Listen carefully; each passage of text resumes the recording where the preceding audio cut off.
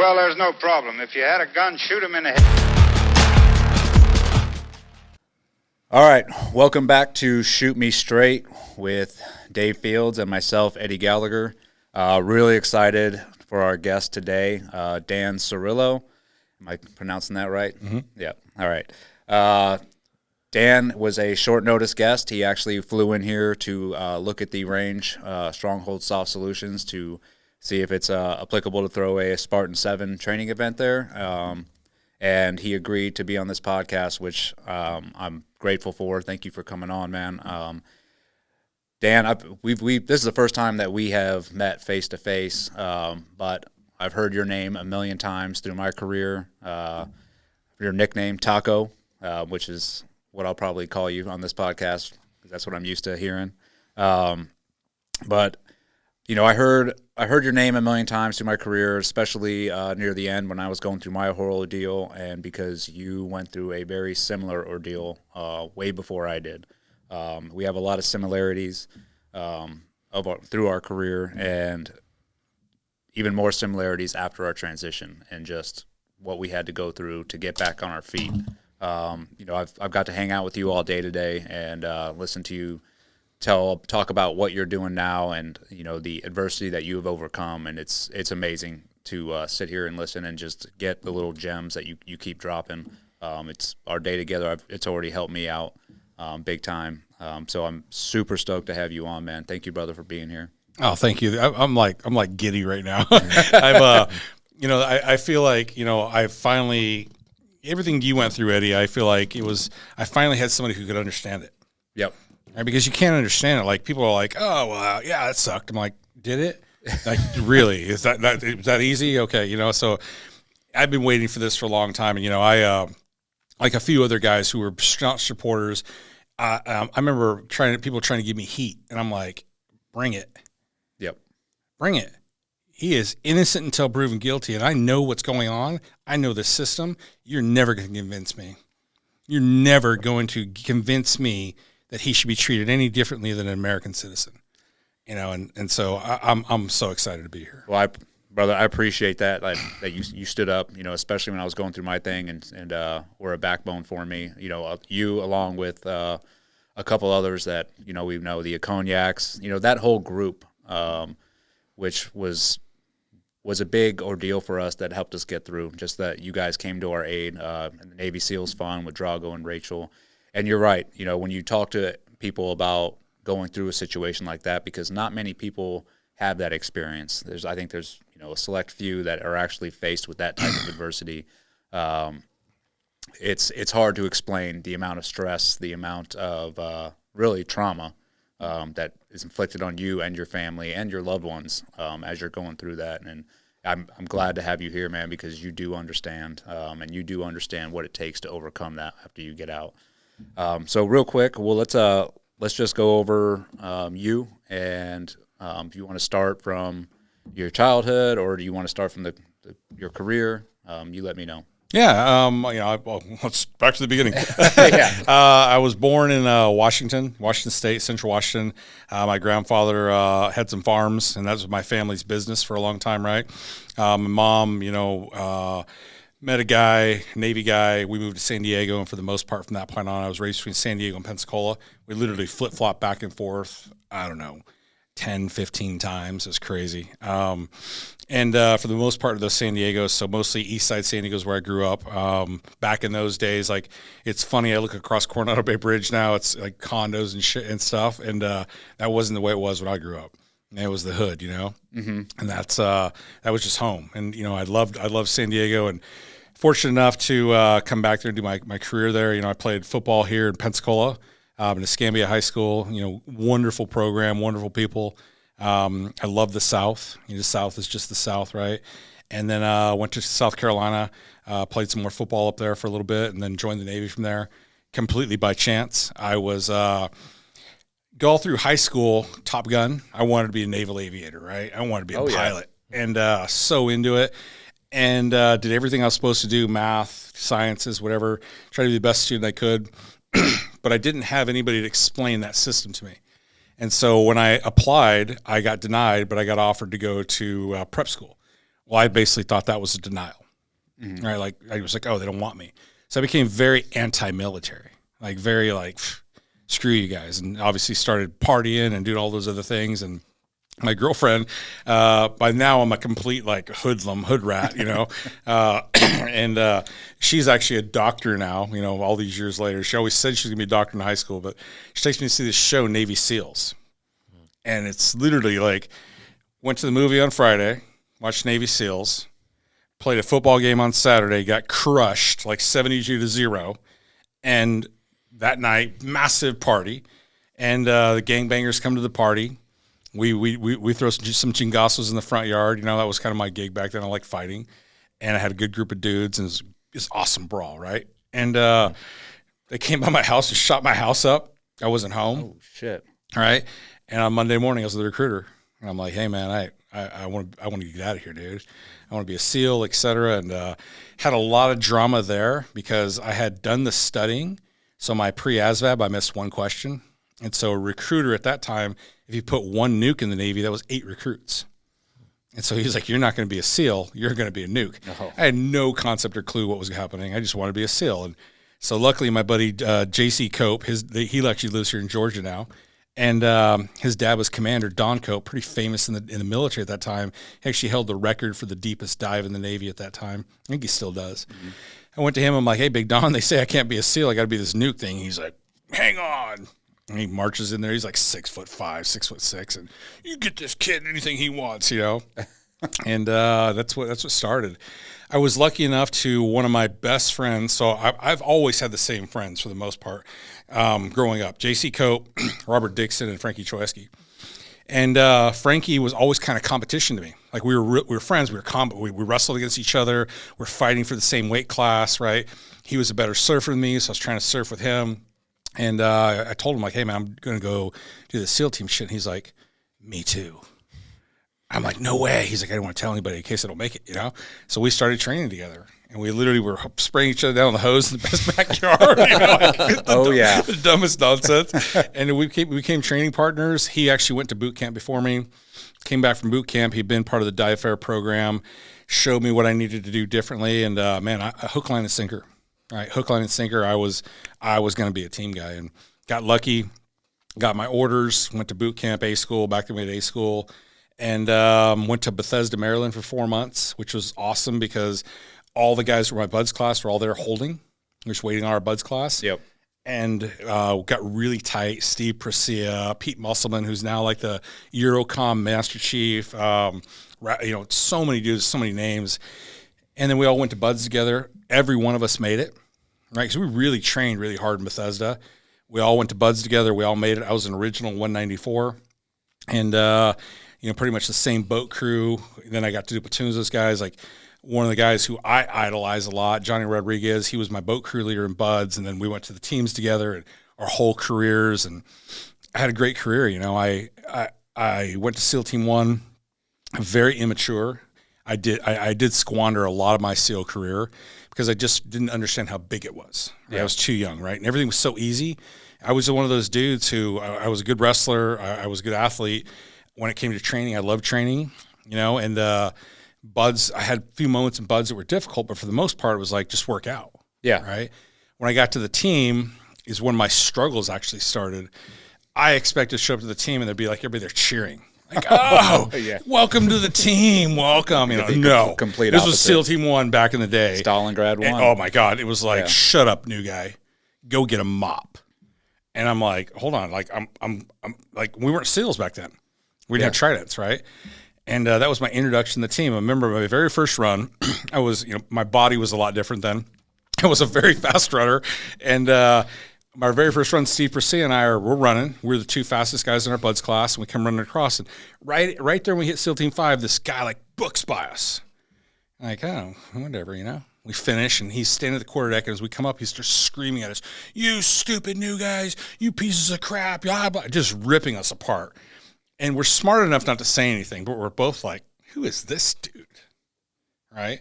So we go back to our space, and we're in SQT at this time before there was STT before correct, SQT, and go to George Young. George Young's our platoon chief, and I'm like, man, who is that dude? He goes, that's a SEAL LPO. And I'm like, okay. Because at this time, it just doesn't mean, you don't understand what a SEAL LPO is. Yeah. Right? I knew what a SEAL chief was. And my LPO for my entire basic career was Johnny Rodriguez. And Johnny didn't yell and scream. Johnny was Johnny. And here's this guy. I mean, he's mother effing us up and down the street. I mean, literally through the whole compound of SEAL Team 1 back to his face, he's screaming at us, telling us what pieces of crap we are. And that was my first real introduction to the SEAL teams and what level it took. And years later, when I actually had this understanding, became an LPO and all these things, it is, one, to be an LPO, you're hand selected. Two, leadership is everything. You have no excuse but to lead. And you either lead by example or you don't lead. And I was lucky enough in my first platoon to have this amazing cast of leaders who are now, like Brian Raymond was one of the most decorated case officers.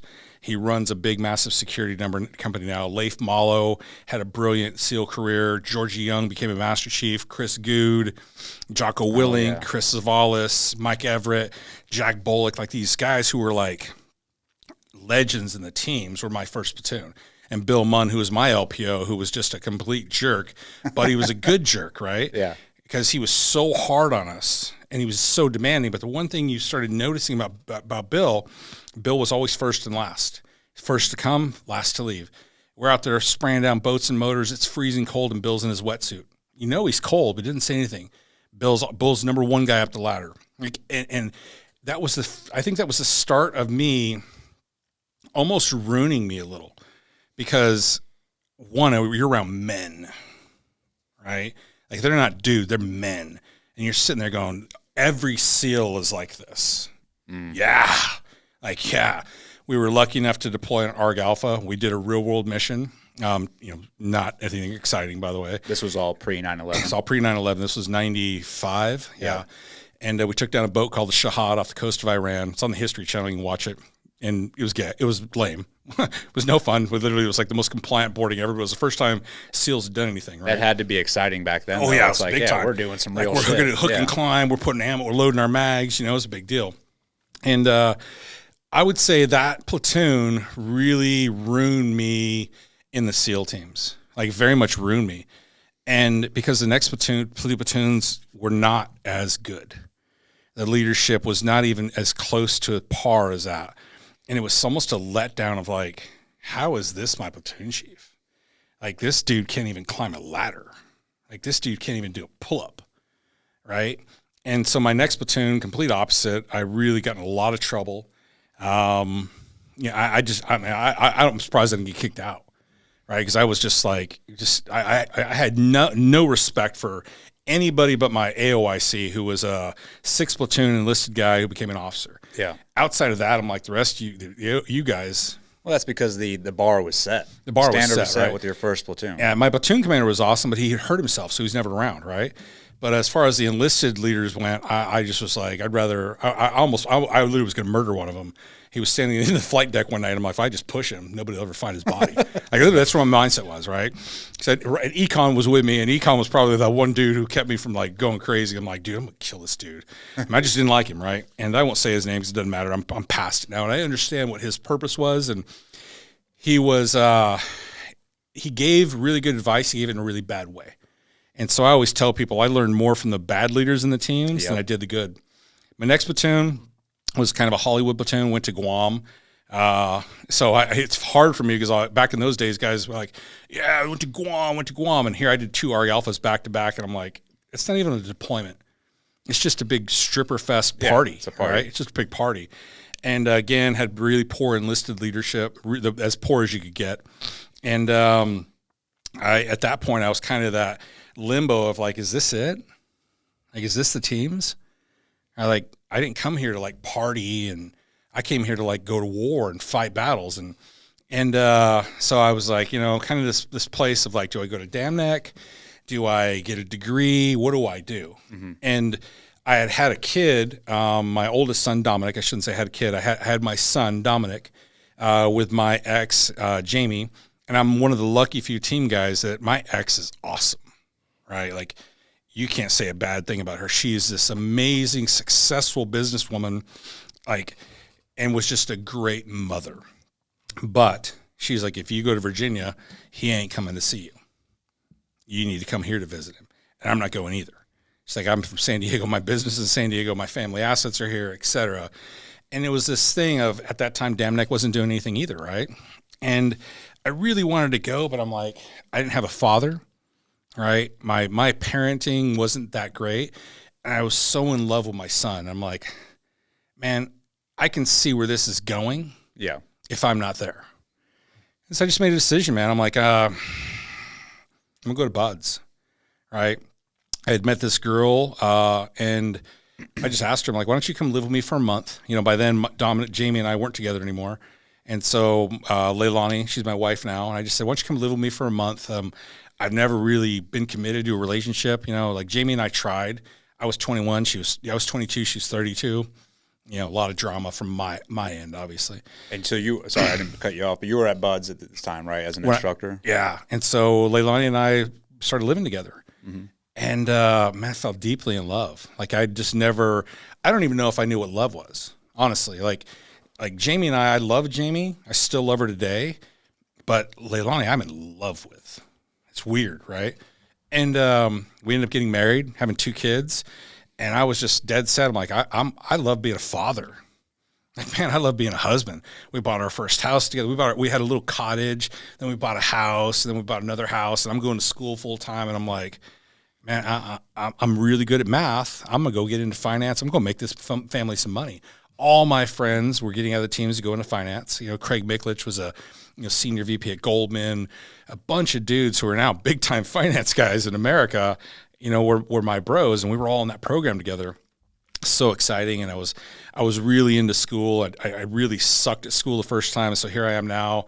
I'm remodeling a house. I'm a father. I'm a husband, and I'm going to school at nights. And my bro Frankie's there with me, so we're laughing and giggling. And it's so weird to go to school when you're a little more mature. It's so easy. Like, oh, you just need me to do some work for an hour? Like, I don't know why it was so hard before, but it was, right? And that was it. Like, life was really, really good.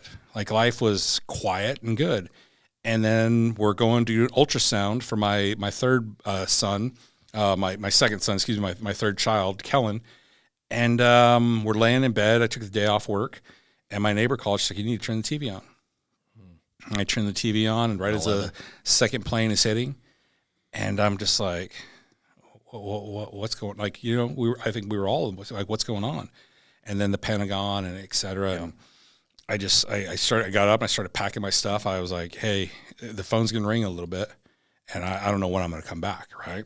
And so probably about 2 hours went by. Phone rings. My boss, Randy Beaujolais, and he's like, hey, you need to come in. And I'm like, hey, I have the ultrasound today.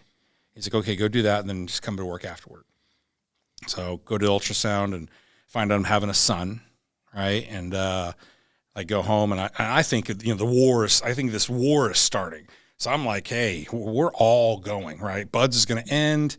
We're all going to get in platoons. We're all going to go do missions, because at that point, North Korea, we had mission packages on North Korea. I think the first day of operations was going to be 27 missions conducted, and it was going to take literally the entire West Coast SEAL teams and some of the East Coast to get these things done.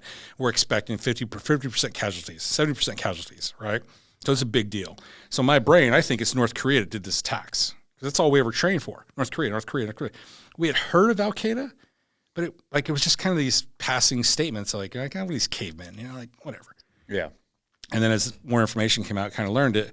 And everything that I thought would happen didn't happen. I expected like this massive ramp of platoons to go fight war, and they were like, we're going to take one platoon. And I'm like, okay, how do I get in there? They're like, you can't. And, you know, everything kind of just waiting game, and, you know, made a lot of phone calls to get into everywhere I could. And they're like, Dan, there's just nothing going on. SEAL Team 3 is going to send one platoon. We're going to send a mobility unit with them, and then we'll kind of make some calls after that. And so I was sitting there, and I'm kind of in that place of, okay, I've already signed all the paperwork to start my master's program, and what do I do? And they're like, hey, they're gonna form a new SEAL Team 7, and now Iraq is starting to talked about, and I'm like, okay, Afghanistan's one thing, Iraq's another. I go, either way, bottom line is I need to get to a SEAL team. And I just told my wife, I'm like, hey, I know we're planning on getting out. I was going to go to business school, et cetera, et cetera. I want to stay in. She's like, whatever you want to do. And so SEAL Team 7, I made the phone calls, and they were like, yeah, we love you. Went over to SEAL Team 7 and got put into platoon. You know, a very real workup, right? Like it was different because before, in the era of the teams that I came in through, we had notional helicopters, right? We had notional jumping into the target. Everything was notional because you didn't have any assets. I showed up to SEAL Team 7 and they were like, what do you guys need? And literally, we always talked about the golden Connex box. The shit actually opened and all this gear. I mean, because we used to sew our own gear in the airloft. We have to go to REI and buy a pouch, and all of a sudden, the gear, you're like, oh my God, like, and it all matched. That was a really big deal, right? You had matching stuff. I have to ask a question on that one. I can't, like. Oh, yeah, man. There's a lot of stuff that you said. I'm like, okay, I don't understand that. But the golden. Okay, so in the teams, before the war, the SEAL teams were poor. I mean, literally, there was no money, even though we had probably quadruple the money the Marine Corps had. So imagine that. So when it came to gear, if you weren't there the day that gear arrived, there were no more gear left. So if you wanted a jacket, you went to REI or Adventure 16 and you bought a jacket. So as a SEAL, E5 SEAL in the SEAL teams, I think I was in year 6, I was on food stamps. Wow. Right? Like we were poor. That was just the way of life was. My wife had a full-time job. I had a full-time job. We're on food stamps just to survive. Wow. And so when it came to gear, everything you thought you would get, it was just a thought. So one day, we always talked about the golden Connex. Damn Neck has the golden Connex box. Damn Neck. And then when I went to SEAL Team 7, the golden Connex box opened. And there was this gear, like, here's 10 pair of boots. Here's green gear, brown gear, gray gear. So you had 3 different colors of gear. Here is, brown body armor, green body armor, shipboarding body armor, dry suits. I mean, it was like, and we had a lot of gear up to that. Now it's like even more. But the thing was, it all matched. So this is a big deal about matching. We used to have to go to DRMO and be like, okay, well, DRMO is the trash bin. Whatever you could find to make work. So you might have guys with a brown patch here, black patch, green pouch, whatever. Well, all of a sudden you get this big brown bag and all like 100 pouches in there. You set your gear up any way you wanted to. And that was a big, huge deal. That's awesome. Like a big deal, right? And so I got to go to SEAL Team 7, and I had been a breaching instructor, so I got to basically be the lead breacher at Team 7, and so many good guys there. Like just so many rock star dudes. And as everything is ramping up, we were doing our whole workup to go to Afghanistan.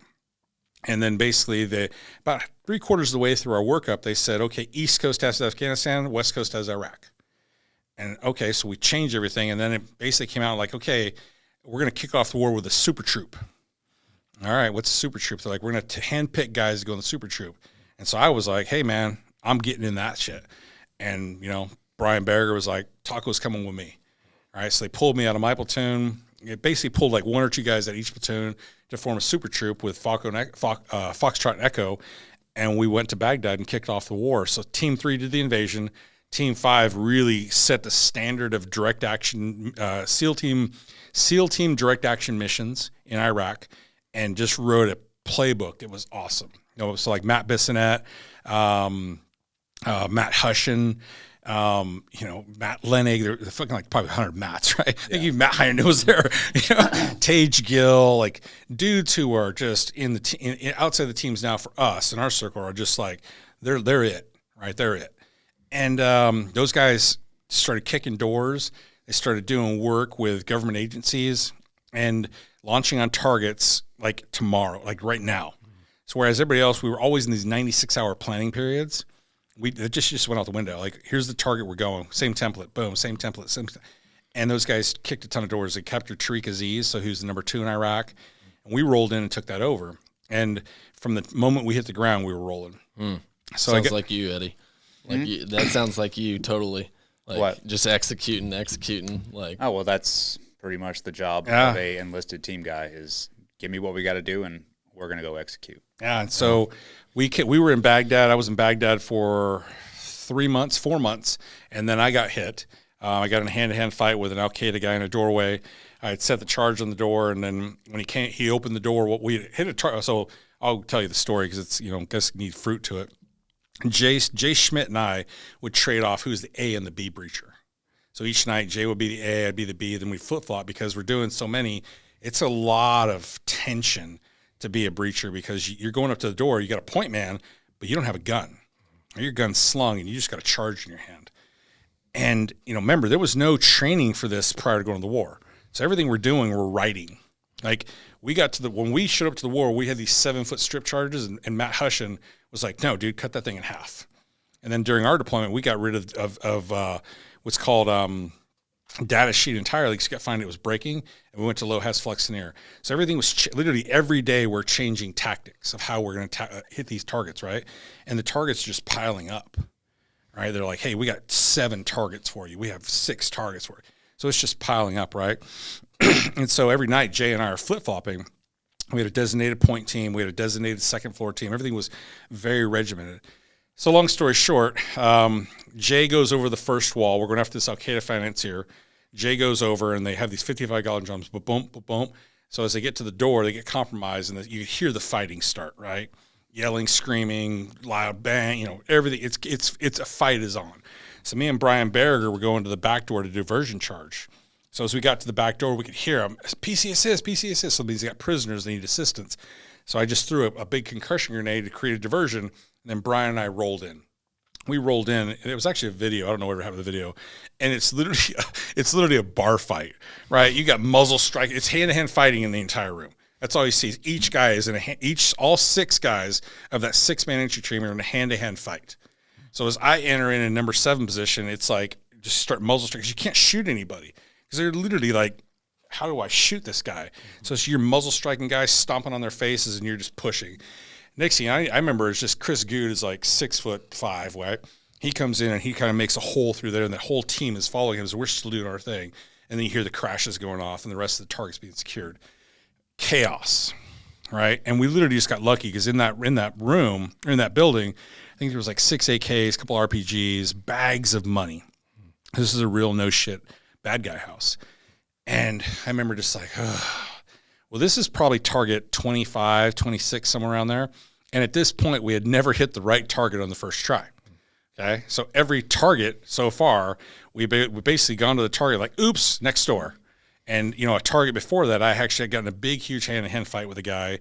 Very scary. We were in a room by ourselves together going at each other. And that's where my trial comes from, is that fight, right? So this is like a few nights later. And so when Jay got compromised, I was actually kind of happy because I'm like, better him than me. So as I'm sitting in there and we're target secure, the radio kicks off. And they're like, hey, that's the bodyguard's house. Our dude's next door. So we're in a 1-story house with a little shit shack on the top. Next door is a 3-story mansion. And I lose my shit, right? Because this is probably the 6th time I had been in 6 hand-to-hand altercations at this point. And I'm pretty fed up, right? And I just kind of like, what? I'm mad. Like, how can they not, how they, mess this up, et cetera, et cetera. And Lieutenant Ledford's like, calm down. Get your team, go next door. And I'm like, I needed that right in that moment. Roger that. Like, hey, breach team on me, going next door. And we roll out. And my whole thing is, my focus is always on just my point man. So Mark Carter, God rest his soul, was my point man.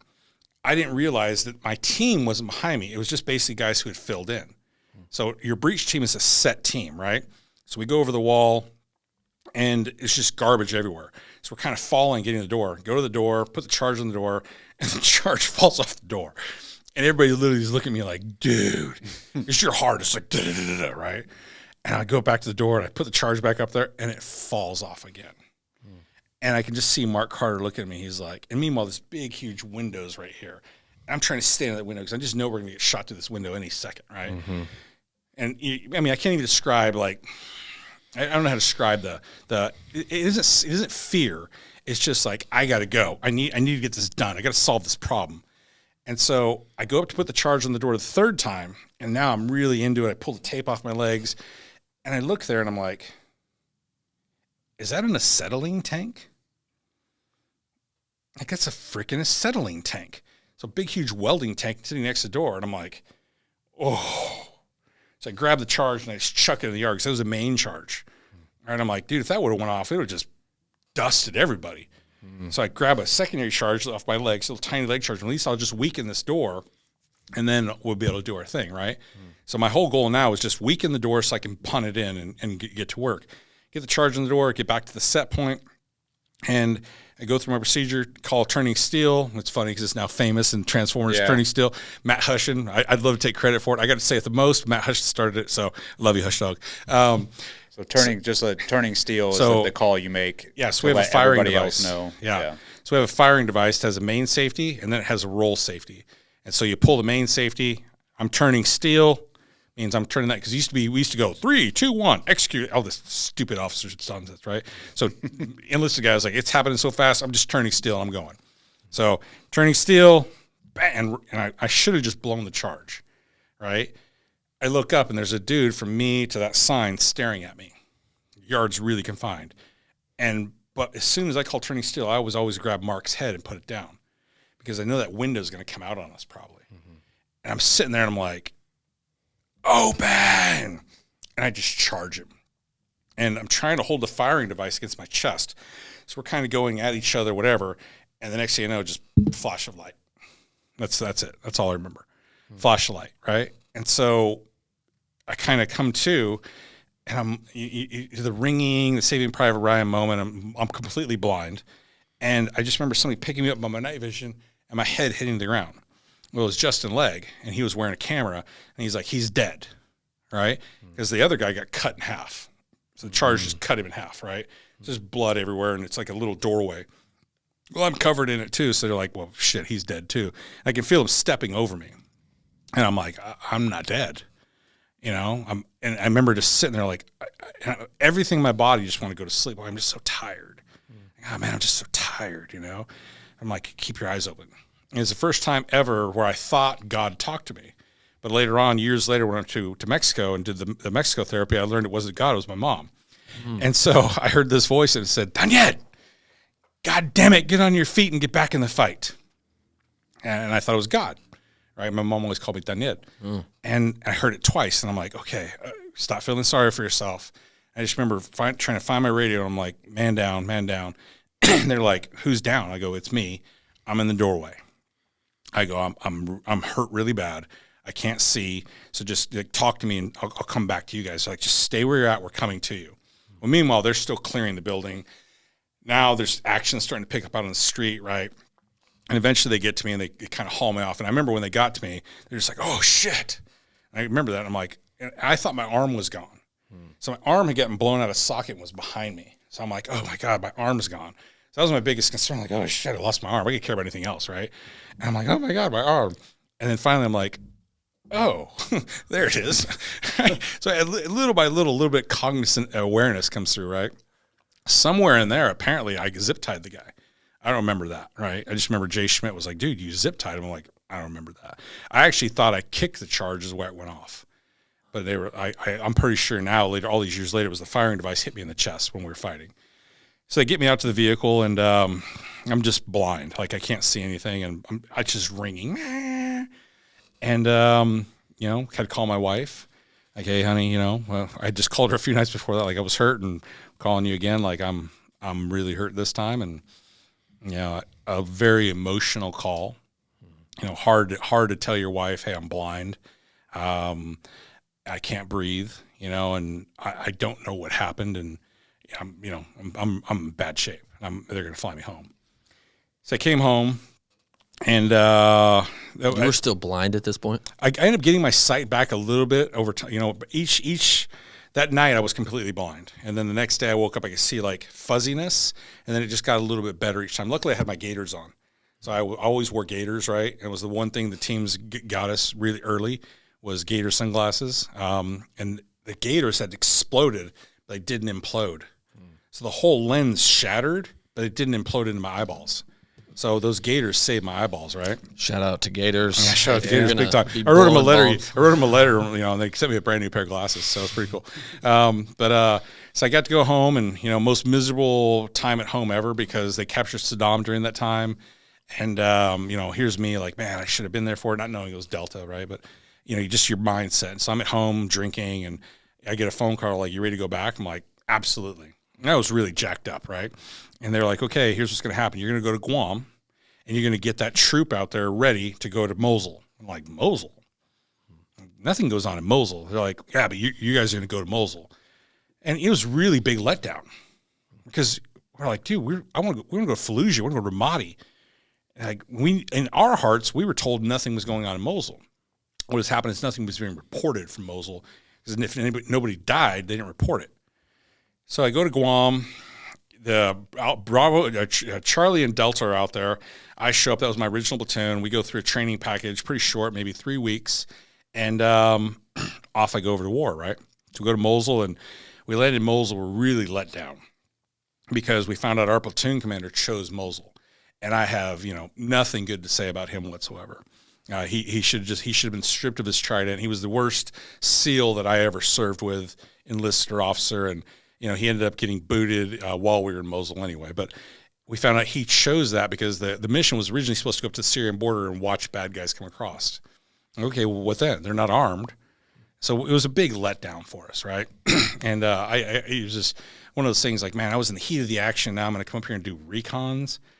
And so we got to Mosul, and I remember the day we arrived, we're all just kind of like, we're here, whatever. And the Grom was there waiting on us. I love my Gromulan brothers and the Polish Grom. So never make a Polish joke around me because they're awesome dudes. They're the best warriors. They're just awesome, right?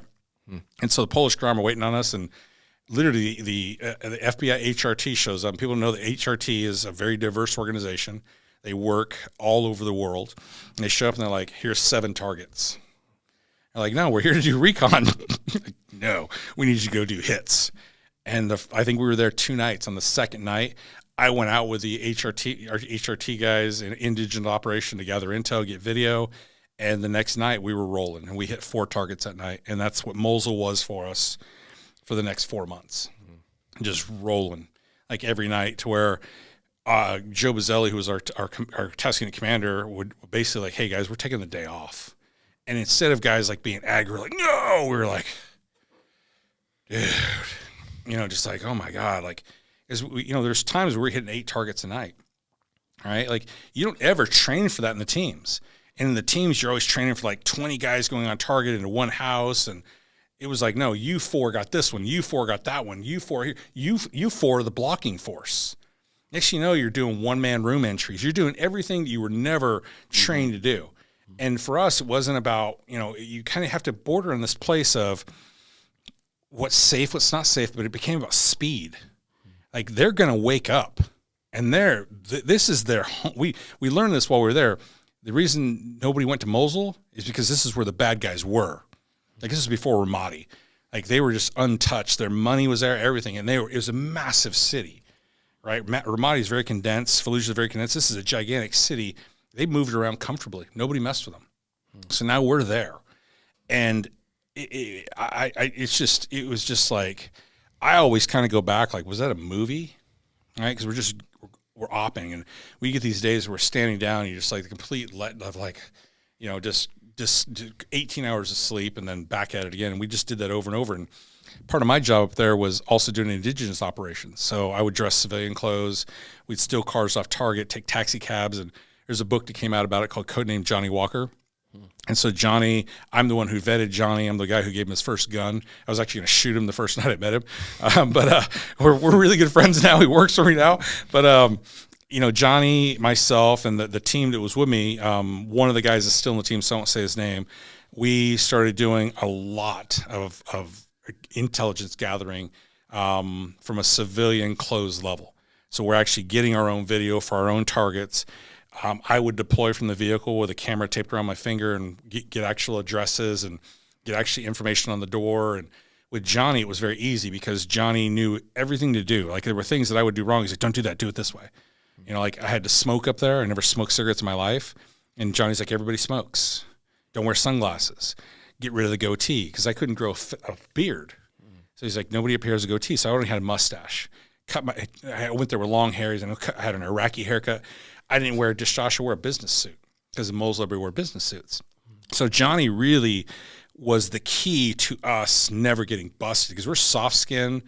Our QRF is always never near us. We have a chase vehicle, and then we have the CTR, close target reconnaissance vehicle. And we pushed the limits, man. We did things that nobody was doing. And then we ended up taking that even further into doing DAs with it. So taking civilian closed teams and doing direct action daytime missions, downtown Mosul, either coffee shops, like we knew where they were. We didn't know where they were at nighttime. So let's just go get them where they are. We know they meet every Wednesday for coffee. Let's go. And we had the leadership that was completely on board with it, right? And I think that leadership team doesn't get enough accolades. Joe Bazzelli, Ron Culpepper, Alan Wing. I think Alan is like probably admiral by now. Gary Harsani, Tony Dunstey, just rock star dudes who were all about that mission and all about completely entrusting us to get that job done. And it was some conflict like anything, right? But they listened. It was the one time where I felt in my SEAL career where my voice was heard. There were things that I argued about that I didn't want to do because of, we used to drive the vehicles right up Target. I'm like, we're not doing that. Like, no, we have to. You need guns. I'm like, dude, 4 guys got killed in Baghdad because we drove up to the Target, and that's actually on the History Channel too, right? And yeah, they were going to kill us, and it was the breaching charge that turned into a claymore that killed them, but it ended up being the wrong dudes, right? And so that shit sits in your conscience too. Like people are always like, oh, you guys are animals. Like, okay, well, I went into a house with guys who were bad, who we told were bad guys, and 2 days later, they're like, they weren't bad guys. They were just protecting their house. And okay, that may be like a brush off for you, but I'm the one who blew the charge. Mm-hmm. I'm the one who did those things, right? And so there were things that I was like, we need to be very careful because I didn't want to be that guy who killed women and children. Shooting is one thing, but with a breaching charge, I have control of it. I'm in complete control of that mission once my feet hit the ground. And so there were things that we would argue about that eventually they go, okay. Like they wanted me to go manual a few times. I'm like, I'm not going manual. Like, you go manual. And at the very end, they wanted us to go knock and talk. So go knock. And I'm like, okay, what if they don't come out? Well, then, we'll just blow the charge. I'm like, then here, I'll show you how to do the charge. I ain't doing it. I'm not walking up to that door and freaking knocking on the door and say, come out with your hands up. I'm not a cop, But for the most part, those guys were just great, and we all had a mindset. We were here to fight. And, we did so many diverse missions. Like I can't, it's so hard to, cause there was nothing, I can't compare it to anything. It was like brand new, and then the rest of the team. So by then, the whole team, SEAL Team 7 was there. So now you got Bravo doing a garbage truck mission, right? You got Echo they rowed the boats in on a mission. It's like everybody's kind of like pushing, like, hey, we're gonna get these guys. And I truly felt like we were winning the war, right? I truly felt like between us, strikers, Marines, and Naval Special Warfare, we were really winning. We were gutting that leadership of those Al Qaeda guys, Ansar al-Sunna, Fedi and Saddam. We were gutting them. We were winning. And then Abu Ghraib, right? And so the guy who I had gotten in a hand-to-hand fight with in Baghdad, his name was Matt al-Jamadi, and he was a complete total. It was not a capture or kill mission; it was a kill or capture.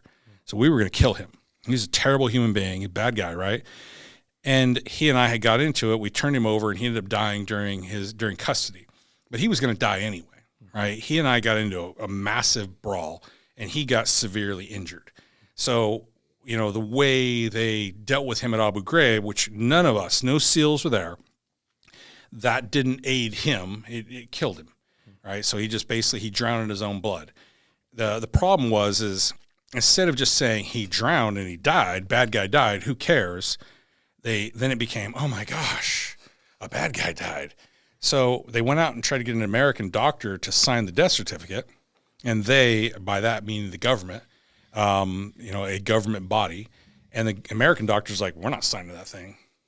So they actually went out in town, got an Iraqi doctor to do a handwritten note of a death certificate.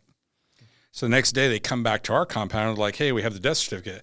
And my task unit commander, unfortunately, was the same guy who actually went after Eddie. Was the one thing he did really good. He's like, I want to see a death certificate. And he demanded it and they brought it, but it was handwritten. I remember they pull us all aside. They're like, write statements right now.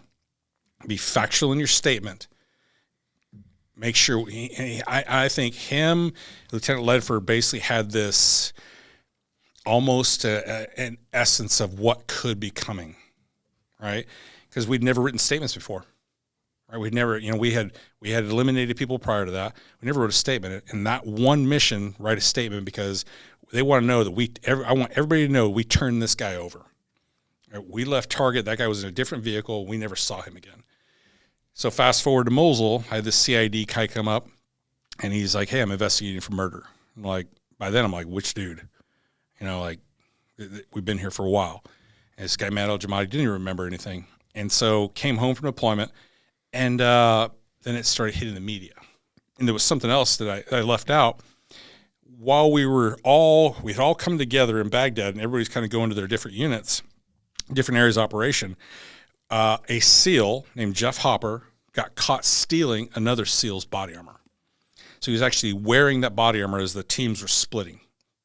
And one of my really good friends, Jason Torrey, saw it. And so the whole camp was searched multiple times for this body armor, right? So you can't be any lower of a human being than not only just to steal, but to steal your teammates' body armor. Life-saving equipment, and then lie about it. So he was one of those dirtbags, got kicked out from the teams because we were hurting on dudes, we brought him back, right?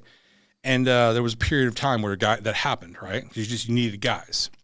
So Jason Torrey saw it, stripped him of the body armor. They did a chief's mask right then and there and sent him home. So never heard from that dude again. Well, now the Abu Ghraib pictures hit the fan, and that dude requests masked. If you take my trident away, I'm going to tell everybody what we did at Abu Ghraib because of the photo of the guy that I had gotten into it with. He's called the Man on Ice. And that dude opened up a box so gigantic, you would have thought we had assassinated a president. That's the way we were treated. So we came home from this deployment, massively successful deployment, and next thing you know, they're like, NCIS wants to talk to you. And they didn't tell us we're investigating. They're like, NCIS wants to debrief you. Okay, now you're telling this to a bunch of Naval Special Warfare operators who are normally used to debriefing.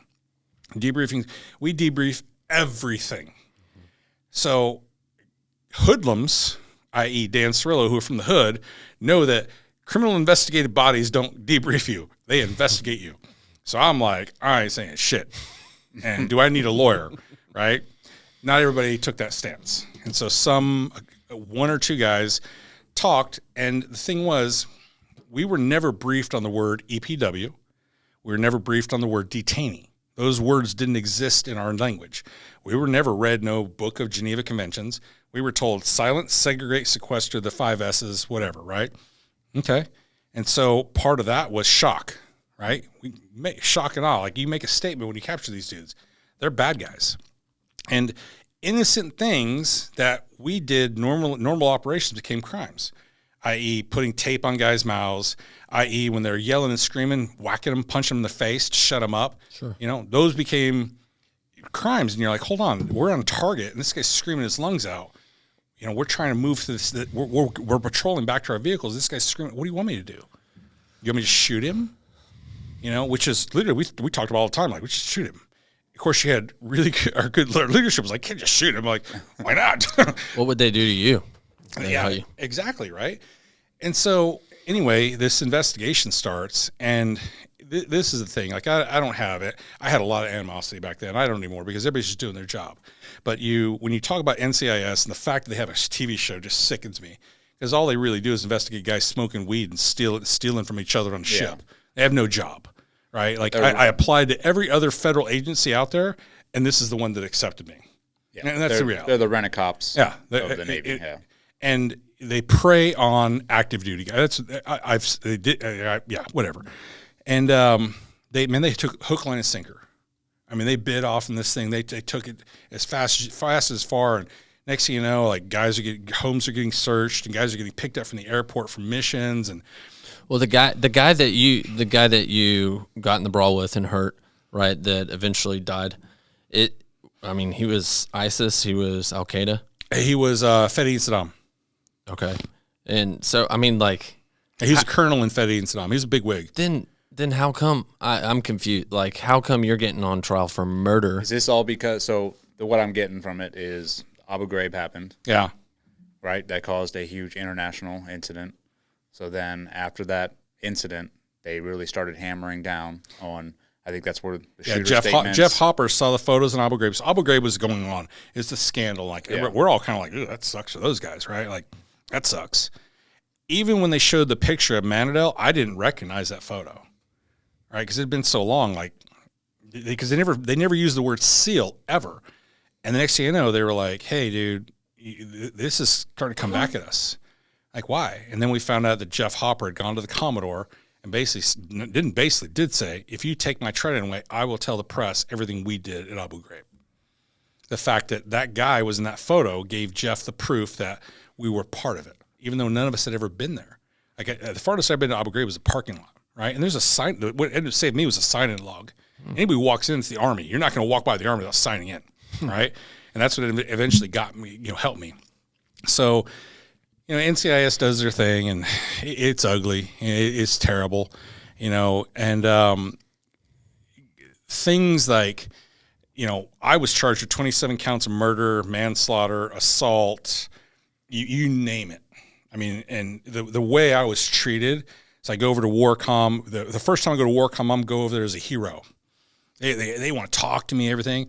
The fourth time I went over there, this guy, Captain Madrozo, who ended up getting kicked off the case, takes my paperwork and throws it at me. He's like, sign that. I'm like, I ain't signing it. He's like, you have to sign it. I'm like, I don't have to do anything. And the JAG is there. His name's Dominic Jones. I'm like, he's like, I represent the command. I'm like, oh, today you represent the command. Because yesterday you were telling me what to do. But okay. Right? And so I was like, I'm not signing it. And so I literally drove right to a lawyer's office. I knew my buddy was a lawyer. He's like, go call John Tranberg. So I drove up to North County, John Tranberg, and John was like, you don't say or sign anything. Well, what do you think it was? I mean, like behind it is just political? So that's what ended up coming out years later was, so the backstory to this is, one, you had the Jeff Hopper issue of him trying to save his neck. But then two, there was no defined line of what we could and couldn't do, right? There was just no defined line. Later on, we found out there was all kinds of lines that were being like blurred, moved, whatever. None of us knew that. We were told in the beginning, capture or kill. Then by the end in Mosul, capture, detain, question, interrogate, turn over. Well, that part we found out later on was completely illegal. We weren't allowed to do that. But everybody knew we were doing it. That was command level. So years later, when this thing went on for years, by the way, I found out that our CO, Alex Krongard, his dad was Buzzy Krongard, Director of Operations of the CIA, and his uncle's Fred Krongard, Secretary General of the United States. We all got charged to save his neck. 14 of us went to Captain's Mast, Court Martial, Admiral's Mast, and that dude disappeared and became an admiral. And we all got sitting there literally holding back. I got $57,000 in legal fees for getting in a hand-to-hand fight that we were going to kill anyway. In the end of it, my charges were posing an unauthorized photo because it was my camera, because our platoon camera had gotten shot, and using harsh verbal language to an enemy detainee of war times 2. That's what I pled guilty to. Sorry. It's harsh verbal language. Harsh verbal language. And they were like, well, you made a false official statement too. This is the best part. So they wouldn't let me get this deal because they're like, you got to admit to making a false official statement. Like, show me the false official statement. They're like, oh, the NCIS said you said it. I'm like, okay, show me the videotape. You got the video camera going. You had a tape recorder. Where's the audio? Where's the notes? And this guy, Special Agent Bratz, he's like, I got to question him, luckily, right, during my Commodore's Mask. I'm like, Special Agent Bratz, his whole career, I'm this, I'm that, I'm blah, blah, blah, whatever. Where's the videotape? I don't know. Where's the audio tape? I don't know. Where's your notes? I don't know. Who wrote the charge sheet? I don't know. Who dictated your notes? I don't know.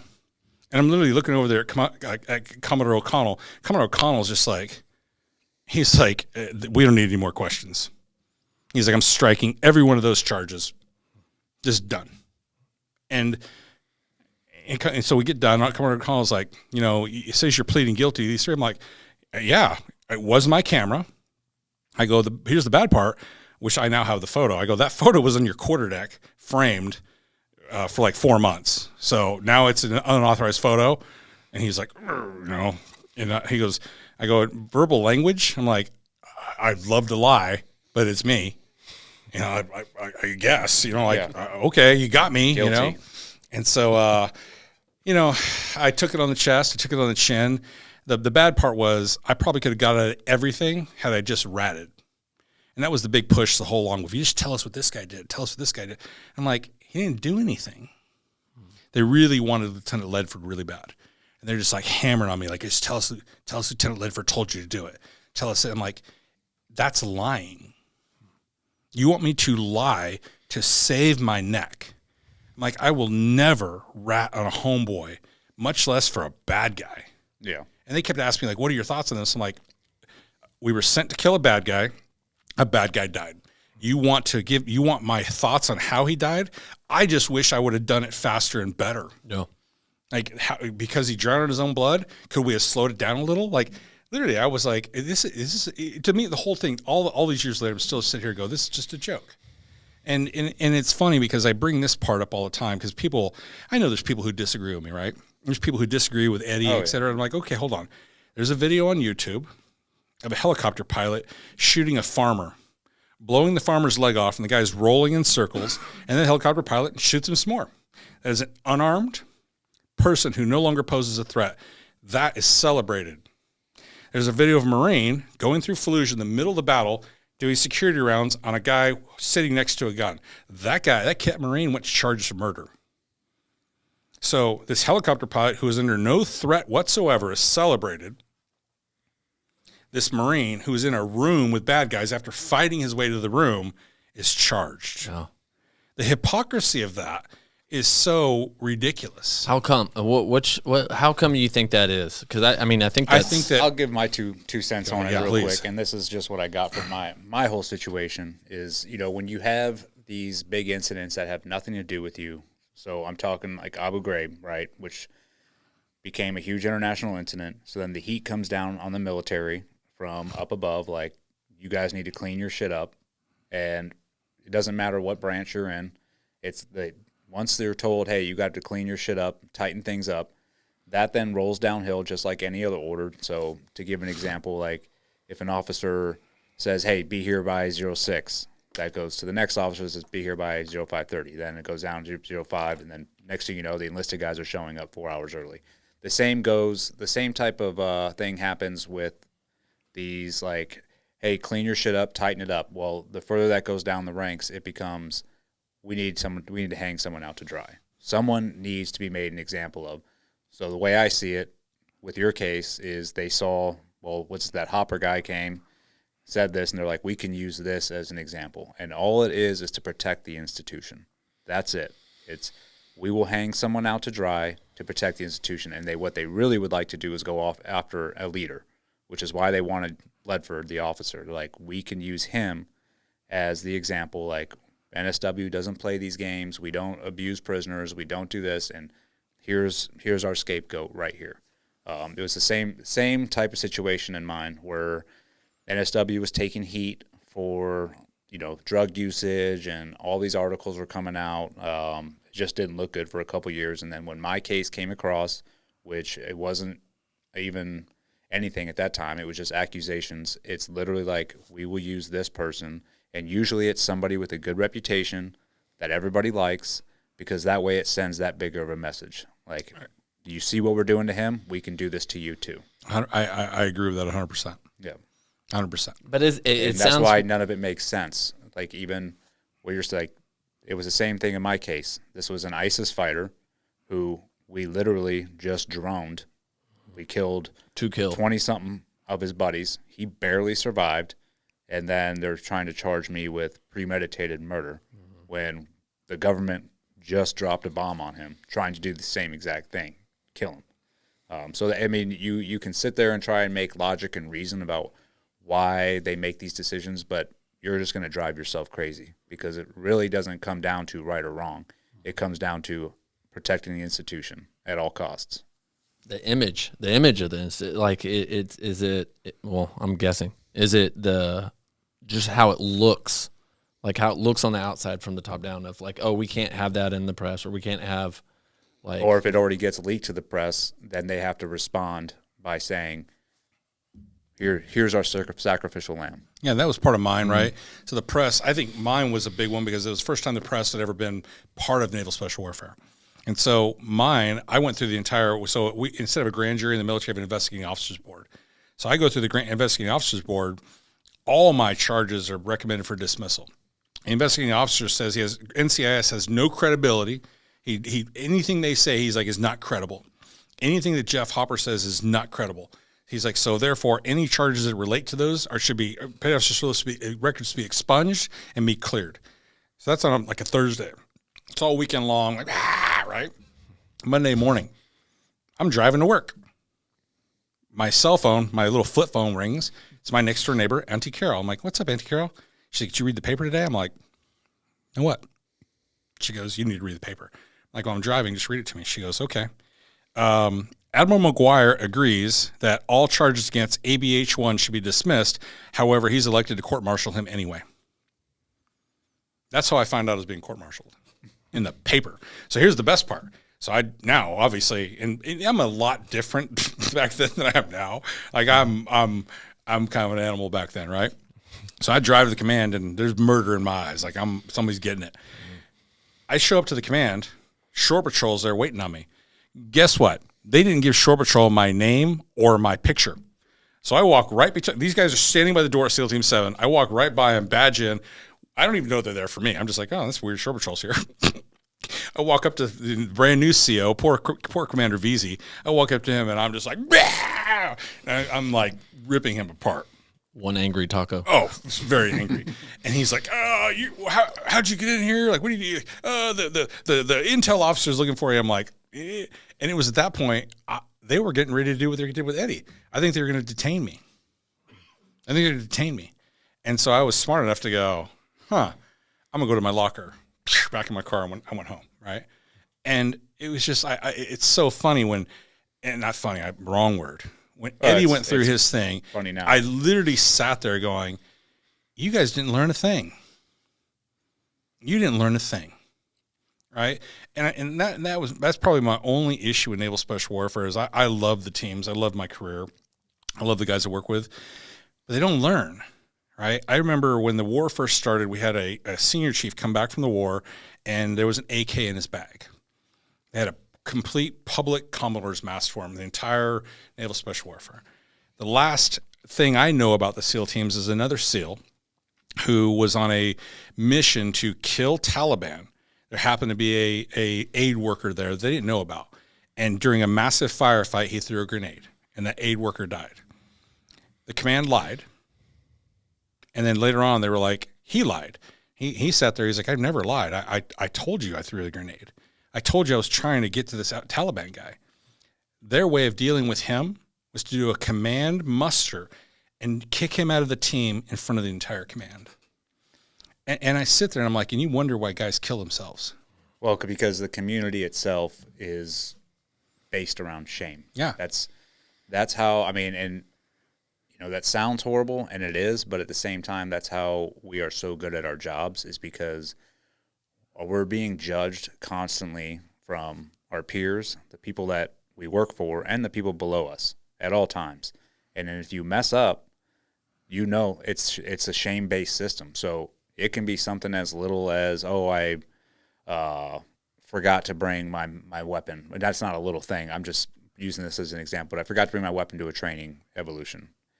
You better believe you're going to get shamed, ridiculed in front of everybody. And not only that, they're going to be talking, that's going to spread for years. Yeah, along the other community. And you will be known as the piece of shit who forgot his weapon because you made that one mistake. Now, hopefully you learn from that mistake and don't do it again. But the problem is the fact that people get shamed to that level, that has an effect on individuals, and they're pretty much trying to go through their career while getting ridiculed and trying to free their name again. Like, I just want to be back to where I was, and that it's a long road. I struggled with it for a long time. Like afterward, I thought about staying in. I thought about like redeeming myself in the team and all this stuff. And I remember my wife looked at me. She's like, "You're crazy."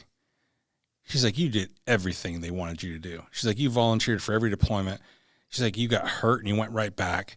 She's like, you never wavered, and this is the way they treat you. She goes, if you re-enlist, I'm not going to divorce you. I'm going to Hawaii because you're just going to die. She's like, they're going to use you until you're dead. And they will. And they, you know, and I sat back for a long time, and, you know, it was, to me, I still sit back and I go, best thing that ever happened to me. Like Eddie and I were talking about today, because I would probably just be retiring. Right? I would have never gotten out, and I'd be divorced. I definitely wouldn't have a relationship with my kids. And, you know, some guys have made it through. I don't think I would have. Right? Because I think I was barely holding on to my marriage anyway, because I was a wild man, right? And I loved being a team guy. The more I was gone, my bros, you know? And the more I kind of climbed the ladder, the more committed I came to my men, and my wife was always secondary. And I'm so lucky she stayed, right? But, you know, I get out, and, you know, it took me a long time. You know, I wrote a book. And probably the best thing that I ever did was not publish that book, because I dropped some bombs in that book, bro. I dropped some bombs, you know what I'm saying? And I remember reading it about when it was finished, and I remember reading it, and I'm like, you sound like a pissed off asshole. Because I definitely didn't pull back on anything. And so I put that book in a safe, and I basically said, you know what? They gave you what you needed. Now go get it for yourself. And, you know, I was lucky. I learned what I learned, and that was time for me to move on. I ended up hooking up with another guy, you know, who ended up kind of setting me on another path. And, you know, he's climbed a corporate ladder. His name's Jim Brooks, and he gave me an opportunity to go get into security, and which has led me where I'm at. You know, I left there. I did a little bit of government contracting. Everybody kind of does that. And then I got hired by the Allen family to go up to Seattle. And so I didn't know who Paul Allen was. You know, like, we actually thought we were going to Seattle to run ops, because it was so secretive. Like, you show up to the airport, wear a red jacket, stand at this carousel. You know, a dude's going to come by. So I'm kind of sitting there, and I'm looking next to me, and my buddy Eric Long's there. I'm like, creepy. He's like, Taco. I'm like, what you doing here? He's like, I'm here for that thing. You here for that thing? I'm here for that thing too. Because we totally thought, like, we're deep cover shit, right? This is the way they treated it. And this bald-headed goatee guy kept walking by. And I go, I bet you that dude's looking for us. He looks like a contractor. It's all contractors looking like, right? Team guys kind of don't fit the mold. We always grow our hair long, like we're rebellious. And the contractor's all shaved head with a goatee. And I'm like, hey, bro, you looking for us? He goes, the grass is green. I'm like, John has a long mustache. Whatever, motherfucker, let's go, right? You're looking for us.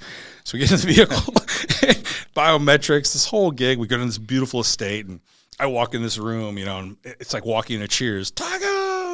All my bros are in there, right? So one of my bros, Jim Hine, is actually finishing up rowing across the Atlantic Ocean as we speak. So he's been on him and some other SEALs been rowing across the Atlantic. So I walk in, the first person sees Jimbo, what's up? Right, we're all Team One buddies. I'm like, all right, man, what are we doing? Like, you know, what kind of guns we got? What kind of body armor we got? Like, who's getting it, dude? He's like, no, we're guarding little fat kids. I'm like, no, that's a cover story. All right, cover story. He's like, no, not a cover story. I'm like, He's like, I'm like, come on, bro. He's like, He's like, they're gonna pay us $30,000 a month. I'm like, oh, okay, cool. Okay, different story. So, and that led me to Seattle, and I worked for the Allen family for 6 years. You know, I started as a contractor, became an employee, and got to be around the three children, which is Paul's nieces and nephews. And man, I got really close to those kids. They were awesome. You know, I think one of them will end up being the leader of the Seahawks one day. He's an amazing young man. And I was I spent a lot of time with those kids. I was on the kids team, and how to get selected for the kids team? They're like, you have kids. Oh, great. You like boats. You're on the boat team. You know, like, you're funny. You're with Jody. You're serious. You're with Paul. That's literally how we got selected. Oh, and you're old. You're with grandma. It was like, I'm on the kids team because I have kids. You know, and so that was probably the greatest security job. I don't think it can ever be created again. So Paul had almost died from lymphoma, right, or non-Hodgkin's lymphoma, and so he retired from Microsoft, and he had, I think, $25 billion, and Paul wanted to live, right, and Paul wanted to live without limits, and so Paul hired 26 of us, and Paul worked us like mules. But it was great work, right? It was, I want to go to the Super Bowl. Okay, tomorrow, figure it out. And I went to every Super Bowl for 7 years. and went to every NBA All-Star game for like 5 years, Academy Awards, Cannes Film Festivals, Sundance, massive trips to Africa, Antarctica. I mean, finding the Bismarck, finding the Yamato. There was no limits to what Paul wanted to do adventure-wise. And there was again, Iraq in the beginning, there was no playbook. You couldn't call anybody. You'd have to call somebody like, hey, dude, I'm coming to Zambia tomorrow. Who do I call? They're like, let me call 27 people. Okay, call this dude. And so you're on, and then here's the bad part of it, Paul. You're on your way to Zambia, and all of a sudden you're like, hey, there's supposed to be green down there. Why is there brown sand? He changed his mind. We're going to Morocco instead. You're like, and it's BlackBerry, right? So now you're trying to get vehicles, hotels, all this shit lined up because the PAs didn't travel with us, right? And so, now that I lead a security company, when I start meeting with clients all the time, they're like, okay, executive protection. I'm like, get rid of that executive protection word. We're executive support. Executive support. Like we can do protection. I go, our job is you keeping your life mobile. How do we speed your life up? How do we make your life easier? And as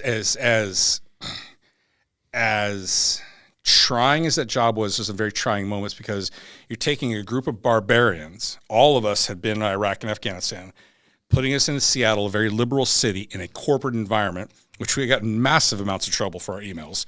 And it was the greatest assimilation you could probably ever be done. So out of 26 of us, 18 of us lasted. And then over the years, it kind of dwindled down. And I've never had an opportunity. And in the moment, I hated it. All right, like, this is stupid. This is not the way it should be done. You should be telling, like, because you're a team guy. There's rules. There's like procedure. Okay, this is a billionaire, and he could give two shits about your procedure. And you're definitely not going to tell him, right?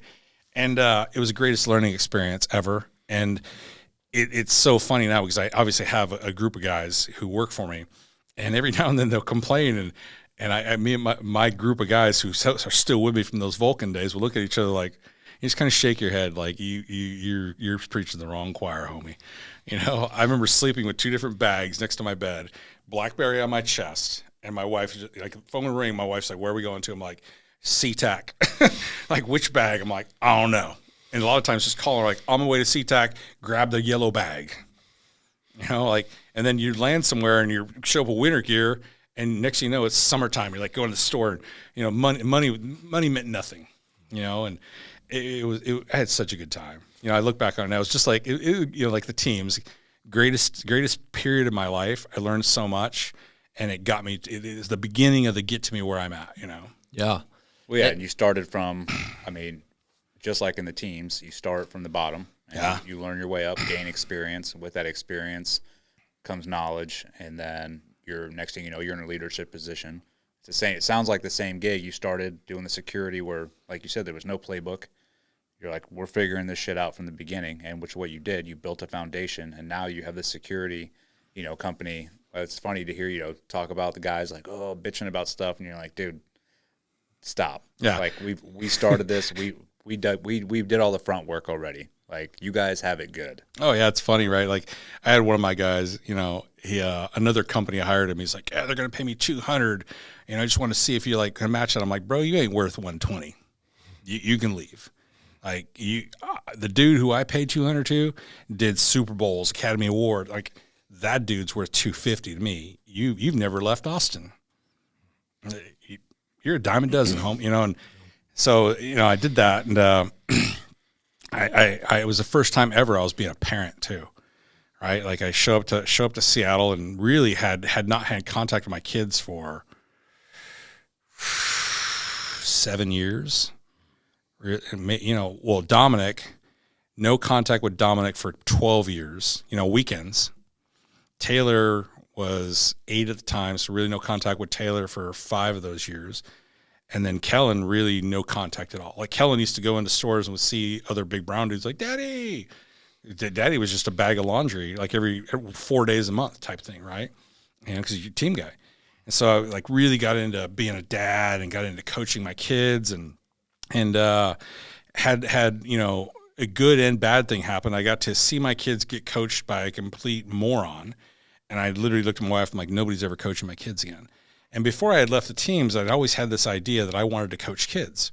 Big open field across the street from my house. I'm like, I should buy that one day, but it was like $200,000. I'm like, dude, I don't have $200,000, but that's big money, right? Still big money. And so I go up to Seattle. I'm coaching the kids, whatever, and we wanted to start a jiu-jitsu program, fighting program for at the executive protection team. And a lot of the insurance people came back like, okay, you got to have a fitness program to go along with it. So they're like, okay, there's this thing called CrossFit. Well, we all knew what it was.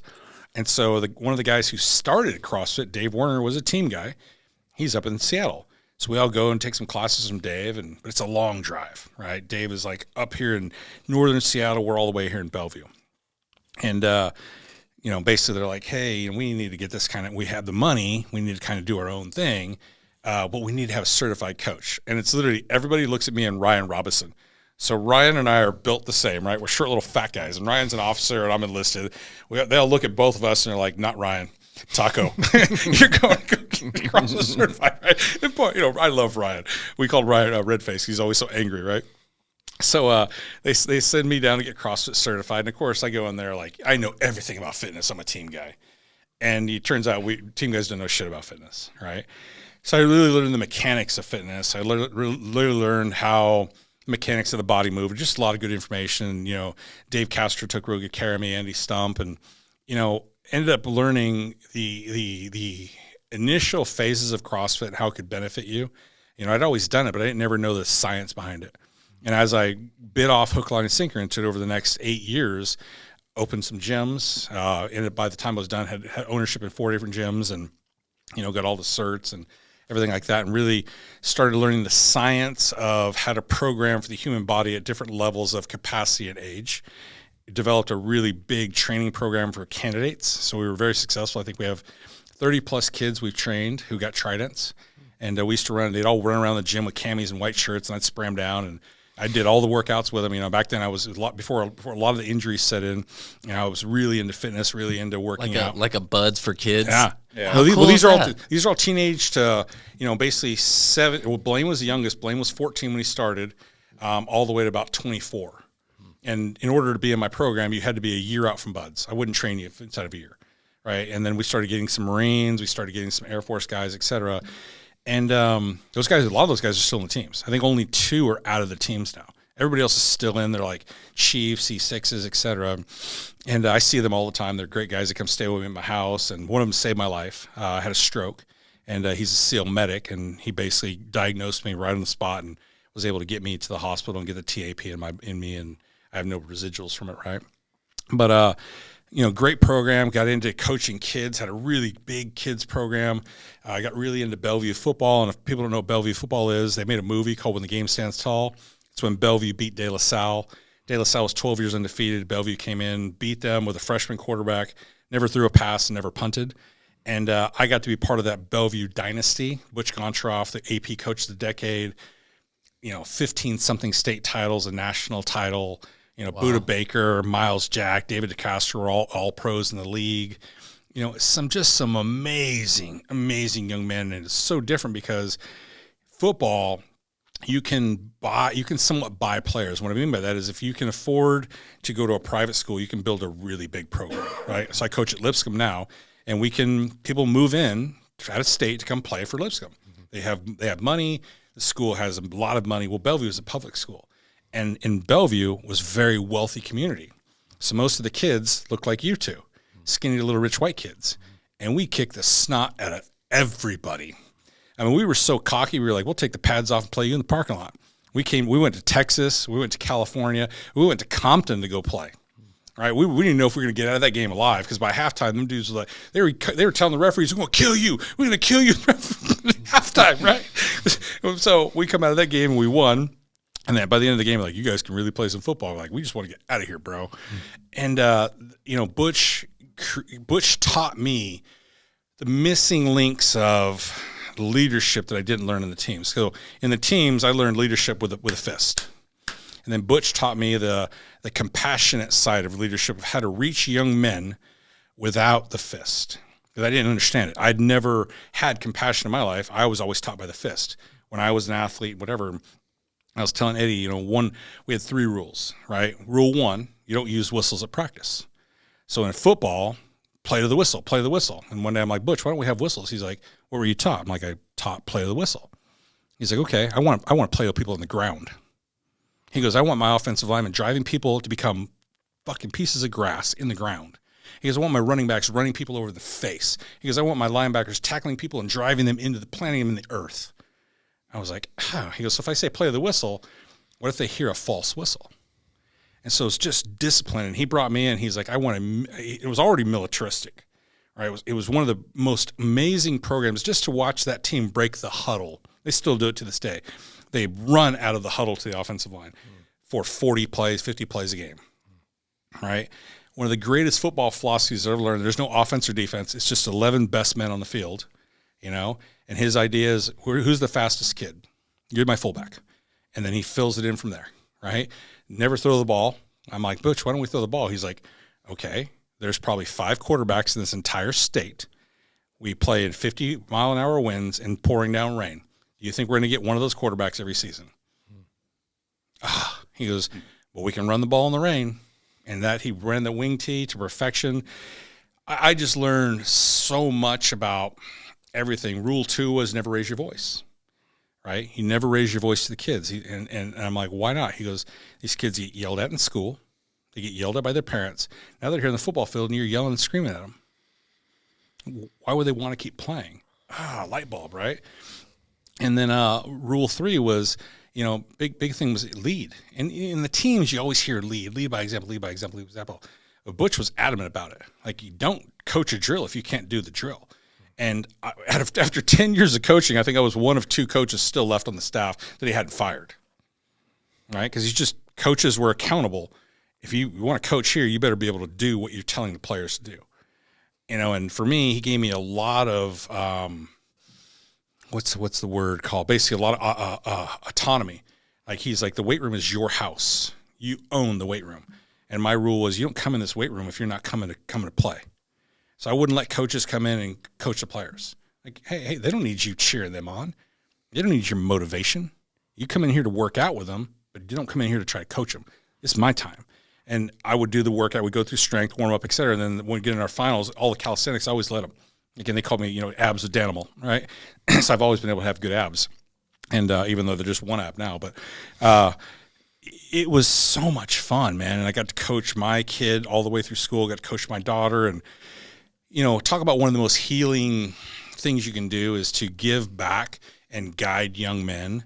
And, I think that really helped me post-war and post-trial and post-everything, as I stepped away from executive protection into becoming a business owner, I opened the CrossFit gyms and everything kind of grew and was just great.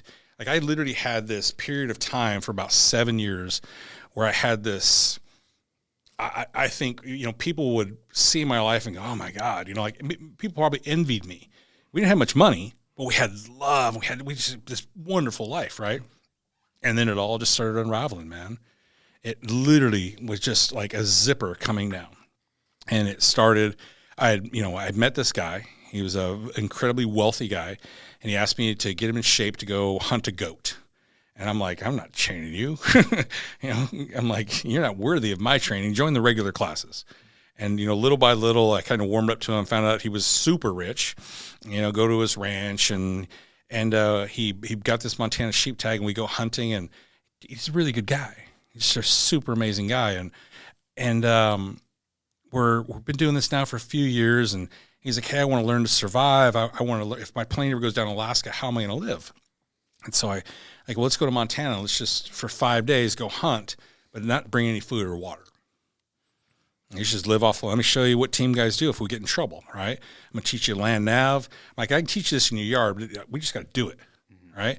And so I literally pulled out the map and compass, and we were up there. We're learning how to do water, purify water, start fires. Worst case scenario. We always train for that. People talk about, war. Like, war is easy. Yeah. Training is hard. We almost kill each other the fact that I lived through training in the SEAL teams is what surprises me. War is easy, right? And so took him up there to the mountains. We're up there for 5 days. We did like 50 miles. And we had a whole another day to go, but this big lightning storm came on top of us on Warren Peak, so we had to go down this sheer cliff to get down. So we hike all the way down, all day long, just hiking down deadfalls, and me and another teammate named Chris Robinson. And Chris has been at Team 7 with me, right? So we finally get to Brian's ranch, and we go to sleep. We get all liquored up that night and wake up the next morning, breakfast burritos. Eddie and I had breakfast burritos this morning, right? And it's elk breakfast burritos. I'm like, oh, elk.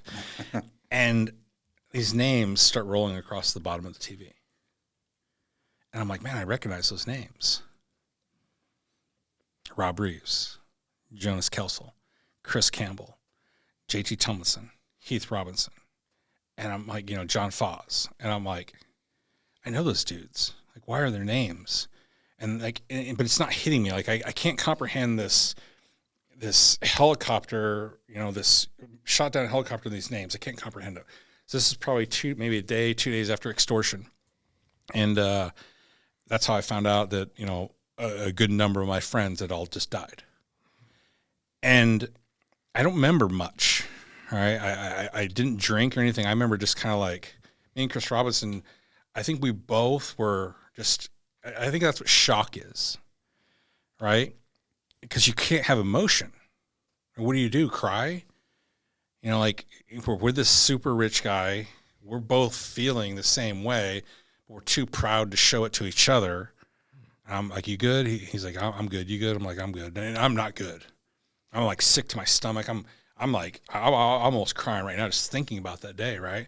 And I remember we flew home and we're on Brian's plane, and Sarah Hasselback, Matt Hasselback's wife, had wrote me. She's like, are you doing okay? Because I was training Matt Hasselback privately when I owned my gym, a couple of NFL quarterbacks, and I had a big NFL program.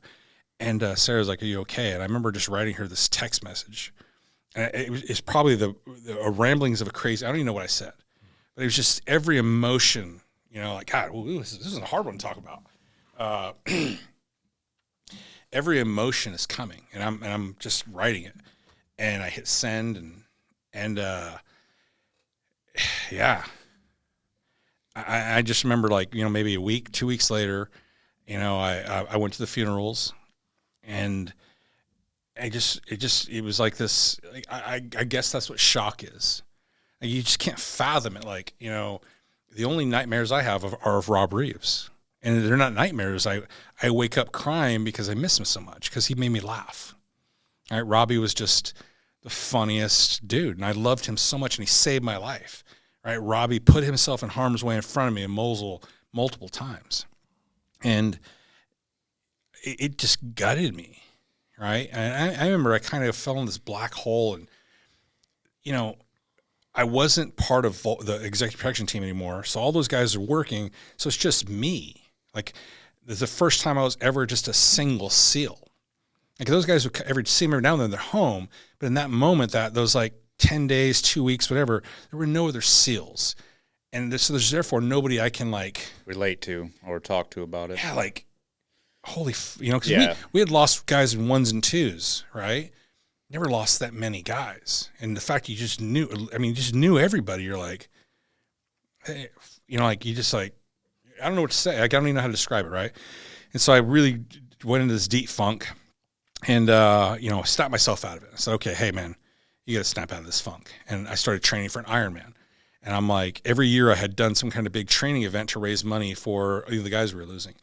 And so I did this Ironman. It was the greatest healing experience of my life because I didn't understand healing. Because, I just don't think I could, I don't think I've ever even articulated trauma, right? Not in the way it's explained. And so I started training for this Ironman and had never owned a bike. Right? I hadn't ridden a bicycle since like 8th grade. So I had this guy named Cody Hermata, and I love Cody to death. Him and his brother. His brother works for me now. Cody will work for me when we open we're going to have a training facility one day. And so Cody reels in this bike, and it's like a $6,000 Scott Plasma 2. And he's like, hey, this is my Ironman bike. You can have it. And I'm like, he's like, I don't use it anymore. He's training to become an SF guy. And now he's an SF guy, right? And he gives me this bike. And I crashed on it the first 3 rides I do, but it became the first time where I felt like a SEAL again. Because one thing, like, CrossFit's awesome. I had a great time doing it, but I got a lot of injuries from it, right? But what SEALs do is we walk all night long, and then we do a CrossFit workout for 5 minutes, and we walk all night long back. or we swim. And so training for an Ironman made me feel like a frogman again. Hours upon hours of nothingness. But you just smile because like I really in that process of that year, I fell in love with God. I fell in love with the gift that God had given me of this body that could do these things. You know, riding a bike in Seattle is hard, right? Swimming was always easy for me, but then swimming open water in Seattle at like 42 degrees, that was not fun. But, you know, I felt like a team guy. Running just sucked because by then, like, I had already had hip surgery and 7 knee surgeries and, you know, my back surgery and shoulders. And so, you know, the explosion did a lot of damage to me that, you know, years later I dealt with. So the running, where I used to be this great runner, now I'm not a great runner. And it took me a long time to find the right shoes, had to find Hoka's, and that solved a lot of issues. But it took me a long time to even understand nutrition. You know, so I ended up having to understand that I had to eat every 45 minutes because I kept crashing. Like, I just thought, like, teams, we eat once. Yeah. You're never eating the SEAL teams. It's just not like, here's a piece of jerky. Like, you have one bag of jerky for like 20 guys. Here's a piece. You just never eat. And so I had to like, everything that I knew as a team guy just being hard. Well, now I'm an old man, and you had to like learn nutrition, supplementation, and my fitness level went through the roof. Right. Like I got to where CrossFit workouts, crushing them, running, swimming, riding the bike. I just love, like, it was a full-time job, 8 hours a day. The bad thing was, so then I do the Ironman, right? A great time, the Coeur d'Alene Ironman, one of the hard Ironmans. I got to do it my best friend from high school, Frankie Troyski. And we had a blast. We had a blast. I made the mistake after that, though, of doing the worst thing that any business owner can do. I read the Yelp reviews. And people, there was 99% great reviews on my CrossFit Bellevue Yelp page. There were about 10 where they're like, Dan is unreachable. All he does is train all day. Dan is, you know, we're not allowed, the fact that we can't speak to Dan when he's on his bike, and, you know, Dan can't be, like, it was just kind of like, did you come to the gym to be with Dan? Like, I thought you came to this 25,000 square foot gym to work out. Like, I have 10 coaches. I coach my class. It's my training time. Like, you know, it got so bad at the gym that I'd have to turn the lights off to train because I couldn't get a workout because people want to talk to me. And I get that, right? But I'm like, I'm doing this for me. I'm trying to keep myself from going insane. And you know, I read those reviews, and man, they gutted me. Like, and it was just came to a point where I was so in this high. And that was the beginning of, so I had this first downfall, had a trial of downfall, the helicopter goes downfall. I'm back in this high, and the downfall begins. And the downfall never ended. The next thing that happens is we have this guy come in the gym. He's like, hey, I'm from the state. I'm going to give you a rebate if you change all your lights from fluorescent to LED. How much? $6,000. I'm like, yeah, right on. So I call my buddy Corey, who's an electrician. I'm like, hey, Corey, change all these lights. Yeah, $2,000. I'm like, that's $4,000. Right? Corey changes all the lights. Another inspector comes in. She's like, oh, lights look great. Your certification. She goes, but what about that? And what about this? What about 27 violations later? I'm like, I don't even own, I just rent this place. Like, I have no idea about gradient of a handicap parking spot and a parking study, traffic study. Next thing you know, we're spending money. Like, to do all these things this chick wants to do. By the time she's done with her stuff, she wants us to cut a hole in a 6-foot, a wall that's 6 feet thick for handicap access. I'm like, but I don't have any handicap people. So at this point, I went from 300 parking spaces. That happened before that. So I had 300 parking spaces, which is, in my brain, we were successful because of Dan Cerrillo. By the way, that's not true. We were successful because Seattle is really hard to find parking, and we had 300 parking spaces. And then the city of Bellevue came in and said, we're going to take that parking lot and turn it into a trash dump. We never think it affects your business, right? So we had like these doors. We had this trail out back in these woods. And one day I opened the door as a fence. And lo and behold, people don't like to walk to a gym in the rain. It's really weird. You know, it's just weird. And beginning of our membership started declining. And then this coding issue. And by the time I was done, I had 6 parking spaces. So 27,000 square foot gym, 25,000 square foot gym. and 6 parking spaces. And I shared this with these other businesses. There's probably 100 parking spaces total. So now people are getting fights in the parking lot. People are blocking each other in, whatever. And this lady comes in. She's like, 3 of those parking spaces have to be handicapped because of your capacity. So my gym had a 5,000 square foot football field in it, an elite athlete training area, strongman area, and a full 27 station CrossFit gym, right? So we were pumping. We could run 3 classes at a time. I had to close off half of my gym just so I wouldn't have to do those parking spaces. So my whole football field got torn out. My elite literally just put a fence up of just dead space. And I'm just like, I thought you were like supposed to promote small business. So story keeps going. By the time it's over, it's close to over, we're like a month from being solvent. We've spent every dollar we've ever made on lawyers, on everything you can think of to try to satisfy these violations. I show up to the city of Bellevue, have a hearing with the fire marshal, the mayor, all these things, because, by now I'm hired an attorney who's like fighting this. And they're like, okay, we want to meet with you, whatever. And I put my dress blues on. And I show up there, and they're like, I'm like, guys, here's the deal. In 1 month, I will be bankrupt. And all I'm trying to do is train people.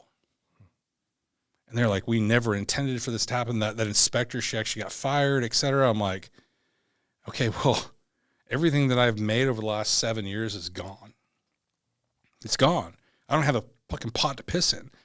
And so I'm in this space where now I've had to sell. So I had 3 houses, right? I was trying to have some mortgage income, have some rental income. I had to sell all 3 houses just to keep this gym going. And I'm taking every job I can get. So I'm actually working a full-time job just to support my gym. But hey, man, I don't complain. Just put your head down and grind, right? And so I basically make a decision like, hey, I need to find a more lucrative job to keep this. So I at least try to sell this thing, do something, right? And my buddy Jeff Gonzalez, he ran the range at Austin. And so I go down there, I do a shooting event with him. I pass the test. He's like, I want you to come back. So I'm on my way back for my second trip. And my wife and I were having an intimate moment, and she's like, hey, feel this. And I feel it, and there's a lump. There's actually like 2 or 3 lumps. And I'm like, baby, you need to go get that checked. And she's been coughing for like a year. I'm like, baby, you need to go get that checked. She's like, oh, I'm good. I'm like, no, please, just for me. Just at least go get the cough checked out, So I'm fly to Dallas, to Austin, and I'm in the LA airport, and my phone rings, and it's her, and she's like, the test results came back. I have lymphoma. I have lymph node and breast cancer. And I remember just sitting there in the LA airport, gate 64B, my nose in a corner, just crying, like complete breakdown, right? And yeah, man, that it just breakdown, like holy shit, like in that moment you realize I'm not a good husband, I'm not, I don't even know how to articulate it, right? And I immediately went to the agent and like, hey, my guns are on this plane. I need to get my guns off. I need a flight to Seattle. I got to go home.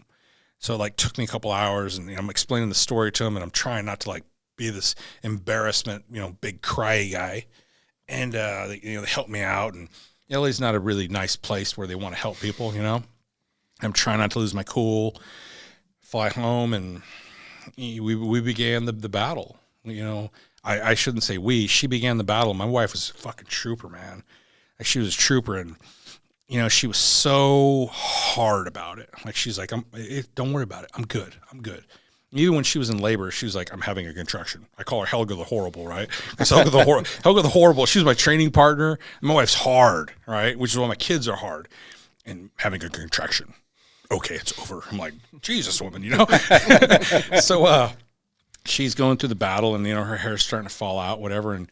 And she pulls me aside one day, and she's like, I want you to shave my head. And I don't care who you are or what you think you are. You shave your wife's head, and you tell me what kind of person you are. You tell me how hard you are, because every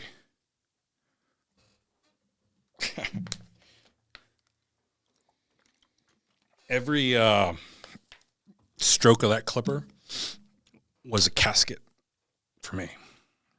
And by then there was a lot of caskets. And I remember just like every one of them was Ty, was Glenn, Jason Freewall, like Indy, just like it just didn't stop, right? And Pepper, and like it was just like I don't remember much from there. Like I just remember like as she was going through this stuff, while she was awake, I would do my best to take care of her. And then when she would go to sleep, I would drink. I just need to calm down. Just so mad, right? So angry. And I've always been an angry guy. But at this point, it's this anger, like it's, I can't strangle it. I can't shoot it. I can't stab it. I can't do a fucking thing about it. And it's not ending. It won't stop. Like it's not over tomorrow. It just keeps going.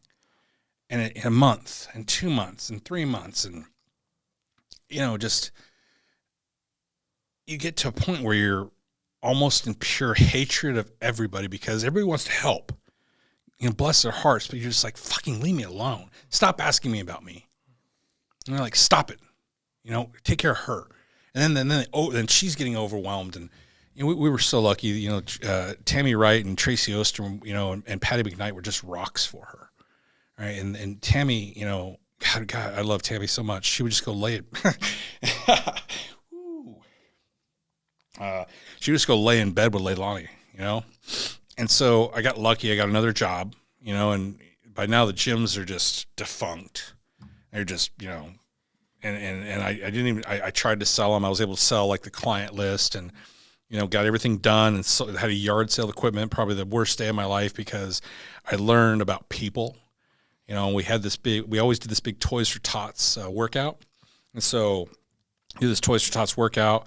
And when it was over, I laid all the equipment, for sale. And nobody helped me. Everybody sat there drinking beer. There's about 200 people in there.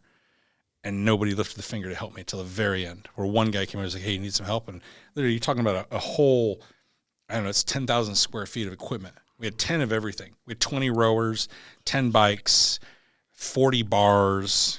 Every person had, I think, 600 pounds of weight at every station. And I moved it all. And I dare anybody to ever challenge that. And I remember sitting there just looking at these people like, I hate you.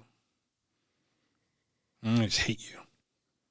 Right. And I'm sitting there, everything that I own is being sold for pennies. And I remember when it was all done, I just like closed the door and I went home that night. And it's pretty funny because I don't know if you guys know who Zach Evanish is. So Zach actually called me on my bullshit. I wrote a post and it was almost a suicidal post where I really said what I felt about myself as a failure, as a I wasn't kind to myself in that post, and it was just the photo of all that shit, and just darkness, just I've been drinking, I don't know, probably 36 hours at that point, and I posted it and woke up the next morning, hours later, and Don Hasselbeck, Matt Hasselbeck's dad, was calling me. He's like, hey man, are you good? And I remember I just woke up immediately and I read that post and I deleted it. Like, whew. Hey, bro, you no weakness. Get up back on your feet, right? And I remember Zach Evanish like, you fucking pussy, you're a frog man. Well, yeah, you're right, man, you're right. Like it was a very bad moment of weakness for me, right? But it was I don't know what it would say. It was, I guess, the first time where I allowed myself to let trauma overcome me, right? And I fought against this for years, obviously, right? And I go to work for a company in Silicon Valley, which is a parent company to, I think, the richest company in the world, second richest company in the world. And I'm on the covert protection team. I'm also on the special projects team, and we end up doing a lot of amazing stuff there. But this whole time, my wife is, battling. So I go down for work. I'd fly home on the weekends, and to me, just how much money can I make? How much money can I make? How much money can I make? And, there was a point where, just like you, the Navy SEALs Fund, they saved me because TRICARE stopped paying the bills. And the doctor's like, we can't continue therapy on your wife because, you know, it's like $300,000. And I remember just like, and they were nice though. They're like, you just have to pay something. And I'm like, I don't have anything. I mean, because I was paying the debt off of the gym. Right? We lost we closed the gym. We ate about just over $250,000 in debt. And so I was trying to pay that off, right? Because, you know, I owed this money. I could have declared bankruptcy, and I'm glad I didn't. But I'm like, I owe this money. I'm going to pay as much of this off as I can, you know? And so they're asking me for a payment. And I'm like, and I've never, ever accepted anything from anybody. And I remember just being so dark, and I called Mike Martin, who I did a platoon with, and UBCL Foundation. I'm like, hey, man, I just need a loan. I swear to you, man, I'll have this back to you in 30 days. He's like, oh, we can't give you a loan. We don't help guys who aren't SEALs or haven't been out for 2 years. And I'm like, man, I've donated all kinds of money to you guys. I'm just asking for a loan. You know, he's like, let me make some calls, whatever. And I'm like, somehow or another, you know, Drago calls me, and he wasn't even calling about that. He was just calling to check on me. And I remember just broke down, right? He's a team guy. Like, okay, it's my bro. Drago's my homie. I remember just breaking down. I'm like, and he's like, Taco, just tell us what you need. And I'm literally the next day, it was there. Overnighted a check to me. And I'm just like, I just need to pay for this treatment. I'm like, we can live in the car. I'm cool. I just need to pay for this treatment, right? And man, he came in like a blink of an eye. Like he was there. Boom. And, you know, for the next, I don't know, just years, you know, it was about almost 3 years of, you know, she's battling her cancer and going through chemotherapy, then radiation and surgery. You know, I'm just drinking. And she's a super trooper the whole time, right? She gets to a point where she starts getting healthy. And my wife's way of getting healthy is to go back to work. So my wife is just, she's a team guy. She only knows how, she's such a, I have to yell at her at like 11 o'clock. And I'm like, baby, stop working. I come to bed. Oh no, I just gotta get, I'm like, baby, like shit ain't that important, right? So she as soon as she got healthy enough to go back to work, she went to work. She's like, my people need me. So she managed some stores, and my people need me. And I'm like, oh, okay.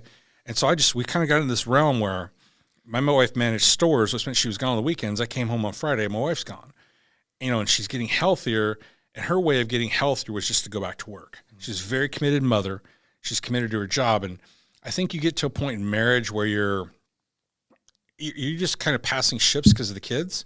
Right? And our kids were elite athletes, so we're just traveling all over with the kids, and it became normal. And during that normalcy, you know, I sought comfort, and I sought a relief of my pain, and it came in the form of another person. You know, and I think I was in such a mess that it was just almost like, I need this, like I deserve this. And then you start justifying it, right? And that got so bad to where not only am I a complete drunk by now, and I keep telling myself, I'm not a drunk. You're not a drunk. You know, you're drunk if you drink on Monday. I don't drink on Monday. So then it became Wednesday, and then Wednesday became Tuesday. And then I'm drinking on Monday. I'm like, well, you're not a drunk unless you drink while you're at work. So I'm not a drunk. I'm not an alcoholic. And then you're at work and I'm shaking. I'm detoxing at work, and I'm like, fuck, I need a drink. And my buddy Casey's like, hey, man, just smoke weed instead. I'm like, okay. So then I smoke weed. I'm like, oh, it's so much better than getting drunk. So that lasted for a couple months, and then I'm like, I'll drink and smoke weed. Next thing you know, I'm drinking 2 bottles of tequila, smoking 4 bowls a day, and I'm even worse now, right? And now I'm making excuses. Now everybody knows I'm having an affair. I'm not hiding it, and because I just didn't give a fuck. Like literally, I'm like, I don't even want to live. I don't even want to be alive. Like I hate everything. I hate everybody. Like I just want to kill you people. Like the only reason I don't kill myself is because, you know, my kids, and then I could notice my kids didn't even want me around anymore because I'm just a drunk. That's it. I'd love to say I'm something better. I will tell you, in that moment, everything is going wrong. You know, I got fired from SEAL Fit because myself and another team guy's sister got in this massive screaming match, and it's completely my fault, right? And I'm just a drunk. That's just the best thing I can even say about it. Everything that I say at that point means nothing. And I remember, like, all of a sudden, you know, I firmly believe in God now, because God's giving me these messages. And I'm like, whatever, dude, whatever. And, first message is this thing called alpha stem. All right. And so they call this number. Everybody's like, hey, call this number. And I finally called the Marine Corps Foundation. Mm-hmm. And they sent me this machine. And for the first time ever, I have this relief. And it's like, what is alpha stem? It's just a device you hook up to your earlobes and it sends brainwave shocks through not shocks, but electricity through your brain. But it was the first time ever I had relief. I actually had clarity. My headache went away. I just remember I was calm. I didn't feel like murdering people. And literally I walked around waiting for somebody to say something, waiting for somebody to cross the line. I was so I dare you. I was so just, and that brought me some relief. And I'm like, okay. And then I broke it. And it kind of went back into this darkness area again. And then, out of the blue, Grant Dawson's like, I want you to research this therapy. I'm like, all right, whatever. So I researched this therapy. It's called the MAPS program, right? And I'm like, all right, whatever, take some psychedelics. Those other loser military guys should take that shit. Not a team guy. I don't need that. You think I would ever take that? And so I write this. I didn't even write the paper. My wife wrote it because I'm still drunk. I can't even read and write at this point, right? So she writes the paper. And of course, me being the complete asshole that I am, I critique the paper, right? This isn't written very well. But I can't write it, so I turn it in. And I get a phone call a couple of days later, hey, George wants to talk to you. George is the CEO of the family office. And I'm like, I'm getting fired. And I already been warned. We would fire you if your wife didn't have cancer. That's how bad I had gotten. I went from the number one employee the year before to where I was. And I'm like, I'm getting fired. So I walk in there, and he's like, the boss wants to know what you think about this. And I'm like, I don't think it was written very well. He's like, not that. I'm like, oh, okay. I'm like, well, what part? He's like, the therapy. I'm like, I go, George, I think that there's so much trauma from warriors that I think maybe this is the turning point. Maybe this could have a change in some guys. I was like, because these lower level guys, these 19-year-old Marines, nobody's helping them, whatever. He's like, okay, would you go down and view this therapy? So I'm like, all right, whatever, So Steve Viola, they were like, hey, take Steve Viola. He's a medic. Steve's my homie. And so instead of me going, I sent Steve down there, right? Because I decided to go escape and go hang out. Steve comes back. He's like, dude, this shit's crazy. And I'm like, define crazy. He's like, crazy. I'm like, define crazy. I have to give a report. He's like, crazy. I'm like, fuck, whatever. So I kind of delay my findings. Says it's crazy. I don't want to tell him that I didn't go, right? And so I remember meeting some guys who had just gone, explaining it to me, and it was articulated to me in a better way, right? And I met with Dr. Palenko, and he kind of explained it to me. Well, then, literally a week later, my CEO at the time, so there's multiple CEOs at this level, right? So everybody has a company they run. And so George is overall, and Grant was one of the CEOs of called Global Support and Development. Grant calls me, and he's like, hey, that group is going to come up and give a presentation. Okay. He's like, we want you to sit in on it. Okay. You wrote the paper. I'm like, okay. You went and saw it. I'm like, okay. Yeah. And in walks this really good looking 6'3", chiseled, brown-haired guy, a guy built about like Eddie, a little shorter guy, and this beautiful woman, and Dr. Palenko. I'm like, oh, Dr. Palenko, and who are these people? And this guy, this big, tall, good-looking guy's all smiley. I'm like, what's this dude's problem? Why is he all smiley? And he's like, Taco, what's up? I'm like, how do you know my name? Right? I'm really how does this dude know my name? Why is he all smiling? It's Marcus Capone. I don't recognize him. I'm so out of it, I don't recognize who Marcus Capone. I haven't seen him in a long time, but I don't recognize him at all. And so they're talking to me about the Ibogaine treatment. They're talking about the Mexico therapy, and I'm essentially just ignoring them. Yeah, whatever. And then his wife spoke, Amanda. And when she spoke, I'll tell you, man, lightning bolts, seething, the most painful lightning bolts any human being can ever get. That's what went through my body when she talked about how Marcus was before he went to that therapy. And everything she said I heard was me. She talked about things that no wife should have to endure through a husband. And Marcus wasn't a violent guy. He wasn't physically abusive. He was emotionally cold, completely withdrawn, all these things. And you could just see the pain in her eyes, the tears, the pain. And I remember, like, it rocked me. I remember going home and, by now I'm not really living at home anymore. I'm kind of a visitor. And I'm like, Leilani, what am I like? And she's like, I hate you. Like, you're an embarrassment. And I remember just like, it's hard to hear that from this woman, the mother of your children, and it's all true. You can't deny it. You can't, yeah, you're wrong. You can't, do the typical thing that most men do. I listened, and I'm like, and she talked about everything. Was that day like kind of the moment in recovery, you call it like a moment of clarity? That was a moment of the fog dissipated a little bit. Fast forward about 2 weeks, and one of my best friends from the team is Jason Torrey's retiring.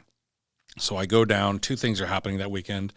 I go down. Jason Torrey retires, and I give his retirement speech.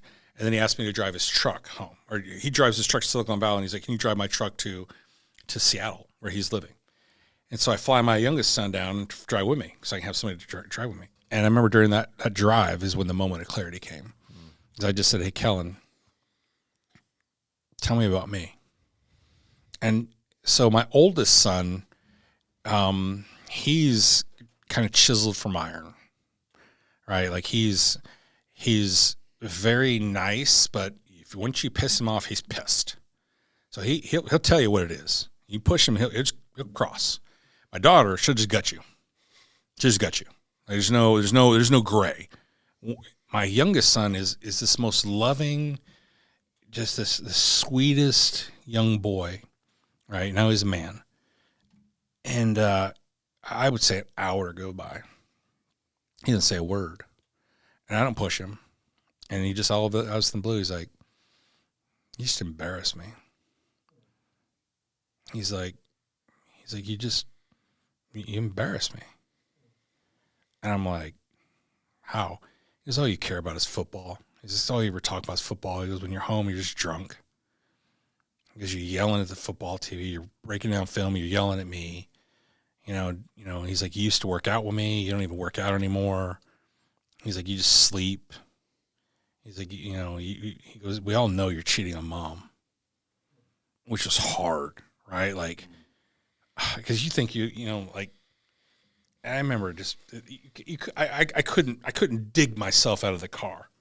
Like I literally was like, I want to break the windows to get out, and we have hours to go. And I remember I just sat there looking out the window and just like, not allowing myself to cry, not allowing myself. It's just like, like if we could have crashed right there, I would have been happy. And I remember we got all the way back to Seattle, and I called Dr. Planko, and I'm like, I have a problem. Like all I want to do is kill people. I don't care if I'm alive or dead. I can't stop drinking. I hate everything. I hate everybody. I'm like, I know I'm an embarrassment. Like I'm just failing. Everything is failing. There's nothing. And he goes, "I know." I go, "What do you mean?" He goes, "I know." He goes, "All of you are this way." I go, "What do you mean, all of us?" He's like, "All of you." I go, "Okay." I'm starting to get a little mad, right? I'm like, "What do you mean, all of us?" He goes, "Dan, all I treat are SEALs. That's it." He goes, "All of you." He goes, "All of you are alcoholics. All of you have massive trauma that you won't deal with. All of you were inundated with death at every level." He goes, "And now you're home and you don't know what to do." He goes, "Dan, you're not the first. He goes, you're not going to be the last." He goes, "But we can help you." He goes, "Just you have to want to." He goes, "Do you want us to help you?" And I go, I can't live this way. I can't live this way anymore. Like the only thing I care about is my family, and I'm not even. I can't do it anymore. And he's like, okay, we're gonna get you in this coaching program because you got to do this coaching beforehand, et cetera. And you need to try to wean yourself off the booze, et cetera. So like for a week, I'm all hardcore about it. Like, oh yeah, I'm writing and shit. And of course, 3 weeks later, you're like, fuck this, boozing it up. And so now I'm on my way to Mexico. My trip is scheduled. And so Drago calls me. He's like, hey, Wake Up Warrior's doing a speech. And they're going to present a check to Navy SEAL Fund, and we want you, because I'm the one that formed that relationship, to you to accept the check. And I'm like, okay. So I fly down there, and, it's a convention of like 5,000-6,000 people. I'm going to speak. And so, of course, I'm in the lobby, tipping them up, getting ready to go to therapy the next day. And I get up there, and it was the very first time ever I talked. And I got up there and I explained what they had raised money for and thanked them, et cetera. And I just said, and by the way, I'm going to this therapy tomorrow. And this is a group where, very in-your-face men's group, where they will tell you how screwed up you are, why you're failing. And I sat there in front of that group of 5,000 men, and I told them about I had a problem. How come you did that? I don't know. I felt like not saying it would be a lie. As I'm taking their money they've worked hard to raise, and how dare I stand in front of them and pretend that I'm not worse than they are. And I mean, I just bared my soul, and agonizingly painful, just embarrassed. Like you just never imagine, you can't imagine like what it is to be at a level and then to think I'm below the carpet dirt. That's the way I felt, right? Mm-hmm. And I always struggle with that, because even in the teams, where Eddie and I are training says be one someone special, never in my SEAL career did I ever feel special. Never in my SEAL career did I ever feel comfortable. I always felt like I was barely keeping up. Like I'd look around and I'm like, dude, these guys are fucking like, holy shit. And the only thing I did really well better than everybody was shoot. There was a time where I was as fit as everybody, if not fitter. And then when my injuries started piling up, I got slower. The only thing I was ever really good at was shooting. That was the one thing that he's a great shooter. Outside of that, I don't think I was good at anything. I think I barely was hanging on, right? And so I sat up there in front of those guys, and here's, the guest speaker, Dan Cerrillo, blah, blah, blah, blah, blah. And I'm like, here's the embarrassment, Dan Cerrillo. And so, got done. And the next day I show up to the airport, San Diego airport, where the van's going to meet us. And I get in the van, and I can't even explain to you. It wasn't shock anymore. Now it was just pure and complete embarrassment. Like, how in the fuck did I get here? I worked for Paul Allen. I worked for Sergey Brin. I've ran Super Bowls, Academy. And I'm in a van going to therapy because I'm a drunk. My family hates me. My kids hate me. My friends hate me. I have no money. Like, how the fuck did I get here? I remember just looking out the window, we're driving, because you had to drive there, right? And poor Bob Awila, he was my mentor. He keeps turning off the radio, and finally, look at me, you turn that fucking radio off again, I'll rip your goddamn arm off, Not knowing Bob's killed like 100 dudes, I have no idea who Bob is. He's just this old Vietnam guy. I didn't know that, right? And he turns the radio on, and I'm just looking out the window just crying. And there's like 4 other SEALs in the car, and I can't even look at them because they all know who I am, right? Like, there was a time in the teams where I had a reputation, right? And they all knew who I am, and I'm like, I don't think there was any judgment. But in me, there was. Like, these guys, like you self think. Looking back on it now, do you feel like that was like one of the best things for like that? Just getting the ego, like absolutely the ego, and absolutely, because you're so untouchable. Like if you look at everything that I was able to accomplish from where I started my life to where that. You think you're the greatest thing to ever. You like, they made videos about me, right? I believed it. I believed all that bullshit. Oh. I was as fake famous as you can get. I'm training Matt Hasselbeck. I'm training Eddie Williams. They make CrossFit videos about me. You believe it. Yeah. I call it your God complex. There are guys who get in front of the camera, and over time they start actually believing the bullshit. And I hook, line, and sinker believed it, man. I absolutely thought I was the greatest CrossFit trainer, NFL, off-season coach, kids coach, football. I'm the greatest. I actually believed it. Yeah. But inside, what you said earlier, I mean, like inside really felt almost the opposite, where you're going, almost like imposter syndrome. I imagine a lot of still complete feel imposter that. Complete. Yeah, and the thing is in the teams, you can't do that because everybody there is good, and you get punched in the face. When I'm in Seattle, and so I'm doing it to make myself, because with Seattle, what am I not? I don't have money. The dudes in Bellevue got money. There's more billionaires and millionaires. So my way of keeping up with them is to be egotistical and arrogant. Sure. But basically, I'm just a damn poor gym owner, and they know it, but they don't punch them in the face. So I got away with it, right? So anyway, I'm in the van. We drive down to Mexico, and that's when the comedy starts, right? So you got to think my mindset. So I literally took my mask and fins, right? And I'm like, I'll just go down there and drink some margaritas and go body surf, whatever these little hippies want to do, right? Literally, I had mask and fins in my bag, okay? And so show up down there and, get all settled in the room. And, somehow or another, they're like, Dan, you have the master's suite. I'm like, okay, I don't know why. Maybe because Sergey donated the money, and I was part of that, right? I don't know. So they kind of treated me just different, and I'm like, okay, I guess. And probably because I'm the oldest SEAL there. Maybe I'm one of the most experienced guys to have gone there other than Marcus, whatever. I don't know. I'm being treated differently. And it's almost like an expectation that I'm treated differently. And then they take my phone. I'm like, how dare you take my phone? I'm Dan Cerrillo. I need this phone. They're like, we don't give a fuck who you are. We're taking your phone. I still thank them for that too, by the way. Mm-hmm. And so then we get into it, we talk, and I remember we're sitting in a circle, and it's almost basically like a recovery circle, right? Oh. Everybody's kind of telling their story, and I'm listening, and I'm the last to go. And Dan, would you like to talk? I'm like, yeah, I don't know what the fuck you guys are struggling from. I don't have any of those issues. I liked the war. Like I enjoyed the war. I don't know. I don't get why you guys, I don't even know why I'm here. I was like, but I guess I'll tell you about one thing that bothers me. And I talked about, a story. And I'm like, I don't know how I feel about it, right? I don't know how I feel. And I really struggled at that moment of like literally almost walking out the door, like grabbing my bag and walking out the door. And I remember her name's Amanda. She just looked at me. She goes, you don't even know what your pain is, Dan. And I remember sitting there and I go, I don't know. I don't know. And she's like, would you allow us to help you? And I'm like,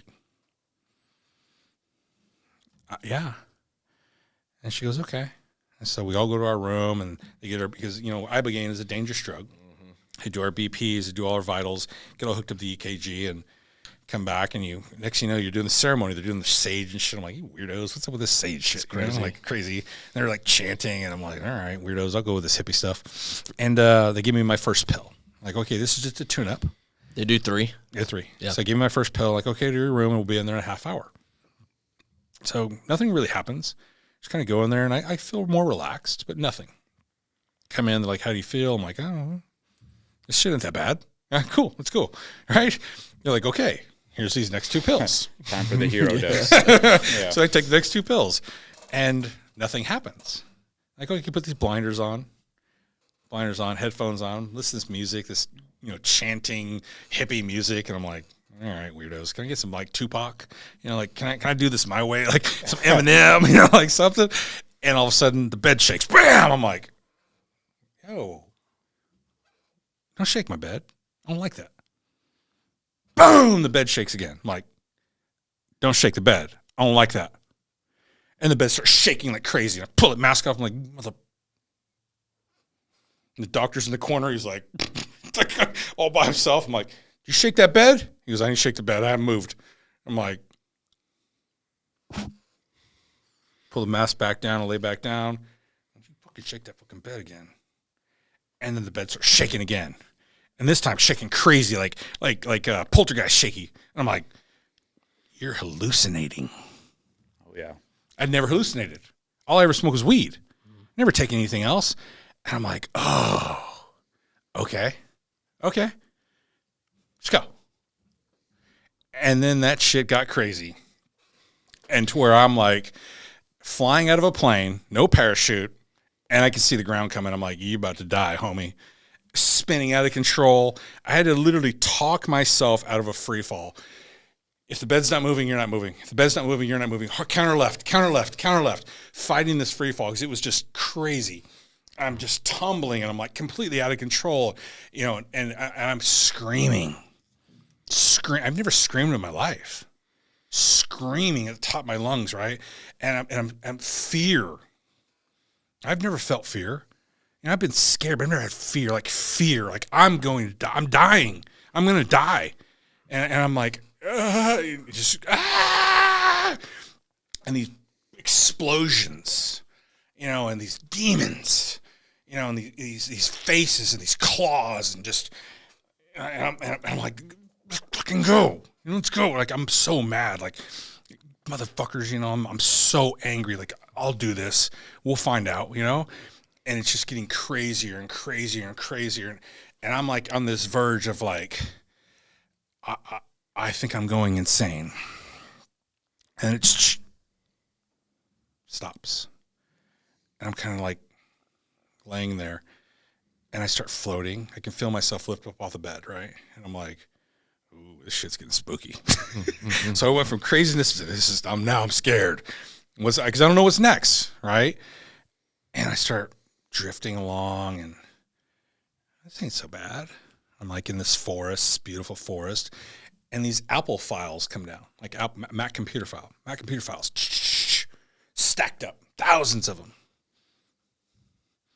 And one opens, and it's me as a child. And it starts playing this scenario, and I'm like, I kind of remember that. And it was a memory of me getting bubble gum in my hair Christmas Eve. And I woke up the next morning, I had bubble gum in my hair, so I cut it out and I stuck it in a Christmas present. And then we were opening Christmas presents. My mom's like, "That's bubble gum. My hair get in here," And I remember this laughter. And my mom's like, "Did you open the presents last night, Daniel? Did you open the presents last night?" No, mommy, I didn't. Daniel, no, mommy, no, I didn't do that. My brother and sister are laughing. And I'm like, "No, mommy, I didn't do that." She's like, "Daniel, you opened the presents, didn't you?" "Well, mommy, just a little bit, mommy." And it's all laughing. Everything's laughing and giggling. I start drifting along again. Lots of those memories, right? And it goes from the happy memories to bad memories. Repressed ones. Like horrible ones, right? Like I can hear I can hear the screams. Come on. And I can hear my brother screaming. And that sucked. And so, dealt with that. And, it's just so many of them, right? Like, and I don't want to get into that part because, my mom, I'm so proud of her. I loved her. She did the best she could, right? And a lot of stuff. So I kind of go through that. And, during this process of these memories, they tell you before you go down there, what are the answers you seek? And of course, as an arrogant guy, you're like, I know everything. I don't need answers. But I found answers. I was telling Eddie, I found out why I hated dogs, right? Like for most of my life, I think that dogs are disgusting animals. They'd lick me and I'm like, right? So I'm laying on my couch. I don't know what date it is. It's probably like, I'm 7 years old. I got my underoos on, Dukes of Hazzard just playing, and, I'm watching Dukes of Hazzard Friday night. And I just think my mom walks over, she's like, we just got this house. And, she had met this guy. He's a really good guy. He's an electrician, right? He had a real job and rented this nice house. And she's like, there's a fireplace. We never had a fireplace ever. And she's like, should I start a fire? I'm like, yes, mommy, let's start a fire, right? So she put some wood in there and, and she's trying to start it. It won't start. And newspaper won't start. And she comes back with a can of gasoline. She pours gasoline on there and starts it. And poof. And there's just fire everywhere. It catches her on fire. The curtains are on fire. The house, the ceiling's on fire. And she just grabs me when we run outside, and the house just starts burning. And we're probably outside, I don't know, 3 or 4 minutes, and I can now hear the screams of the dog.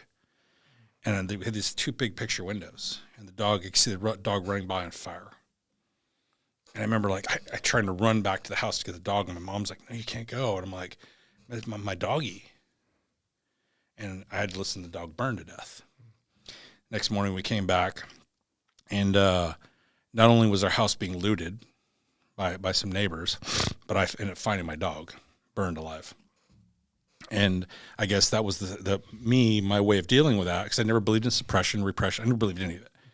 I guess that was my way of suppressing that, of just hating dogs. So I never got close to them again. You know, and many other stories like that came out. But one of the biggest things that came out of there, because I could go on for hours, one of the biggest things came out from there was I kept feeling somebody lay down next to me and put their hand on my chest. And as these horrible things are coming out of my brain, that would soothe me. And I'd be able to, like, kind of take a break, right? Because they're just so painful. I mean, I guess that's the right word. And I remember one time I felt somebody lay down next to me, but each time I reached over, there's nobody there.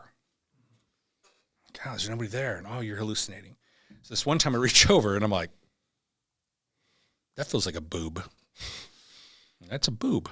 I kick my mask off, and it said, and my hand's on her boob. I'm like, I'm sorry. She goes, it happens. I was like, I pull my hand back. I'm like, she's like, you seem like you were having a hard time. Like, She's like, it's part of the therapy. you know, and you're just sitting there and you're like, okay. And she's like, just go ahead, put your mask back down. I put my mask back down, and you know, she put her hand on my chest and her hand on my head, and you kind of drift back into it, right? And meanwhile, of course, I'm puking and all these other things. And as it got really to the crescendo of this brutality, right? And that's really what it became, was brutality of understanding what it took for me to become a SEAL. Like what allowed me to go through buds very easily. You couldn't yell at me. You couldn't beat me. You couldn't burn me. You couldn't starve me. You couldn't freeze me, because that was done before, and it was not going to surprise me, right? And so, as these things are coming to surface, I kept wanting, because they call it talk to the mother, the medication, and I'm like, all right, hippies, whatever, right? And so I'm finally like, just please show me something good. Like, you've shown me all this bad stuff. Just show me my wife. Just show me her. Like, just show me something good. I've never had anything good, my life. Show me something good. And this purple rain would wash. And as much as I asked to show my wife, it wouldn't show me. I wanted to be mad, but at the same point, I'm just like, I guess I'm undeserving. And as the hours went by, all of a sudden this light bulb turned on in my head. And I'm like, my wife is my purple rain. Yeah. And that was brutal. That was brutal, because in that moment I knew what a shitty husband I was.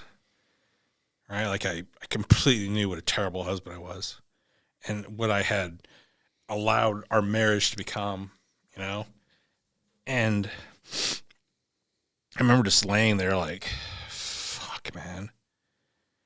And in that moment, I understood God.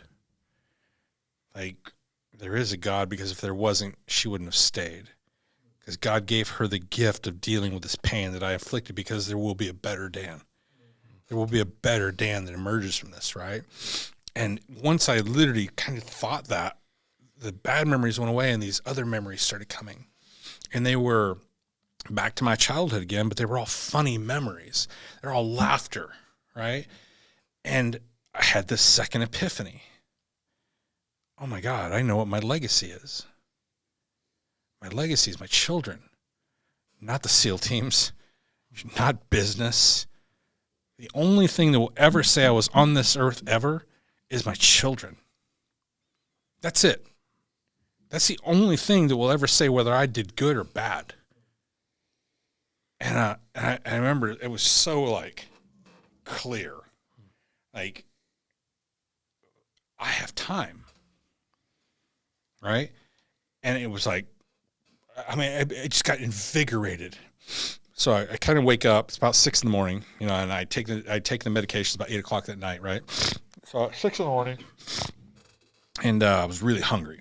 So I go out and I'm ready to eat, and they have breakfast, and I'm like, what's this shit? You know, it's a bunch of hippie breakfast vegan shit, right? I'm like, can I get some meat? They're like, no, you can't have no meat, bro. You're probably gonna throw it all up. It's all fruits and vegetables, you know. And so I eat, and for like an hour, I kind of felt okay. And then it started again, but it was different this time. It was like really slow and really long. And Kristen, who was another counselor, she's like, you want to talk? I'm like, I wouldn't mind. So I go back in the bedroom, and she's like, you know, what's on your mind? She's like, and I was just like, I can't comprehend, you know, if this stuff really happened. And she's like, well, tell me about it. I go, I just, you know, like, I saw things. And she goes, here's what I want you to do. I want you to imagine yourself back at that house. And I want you to go in there and get those 2 little boys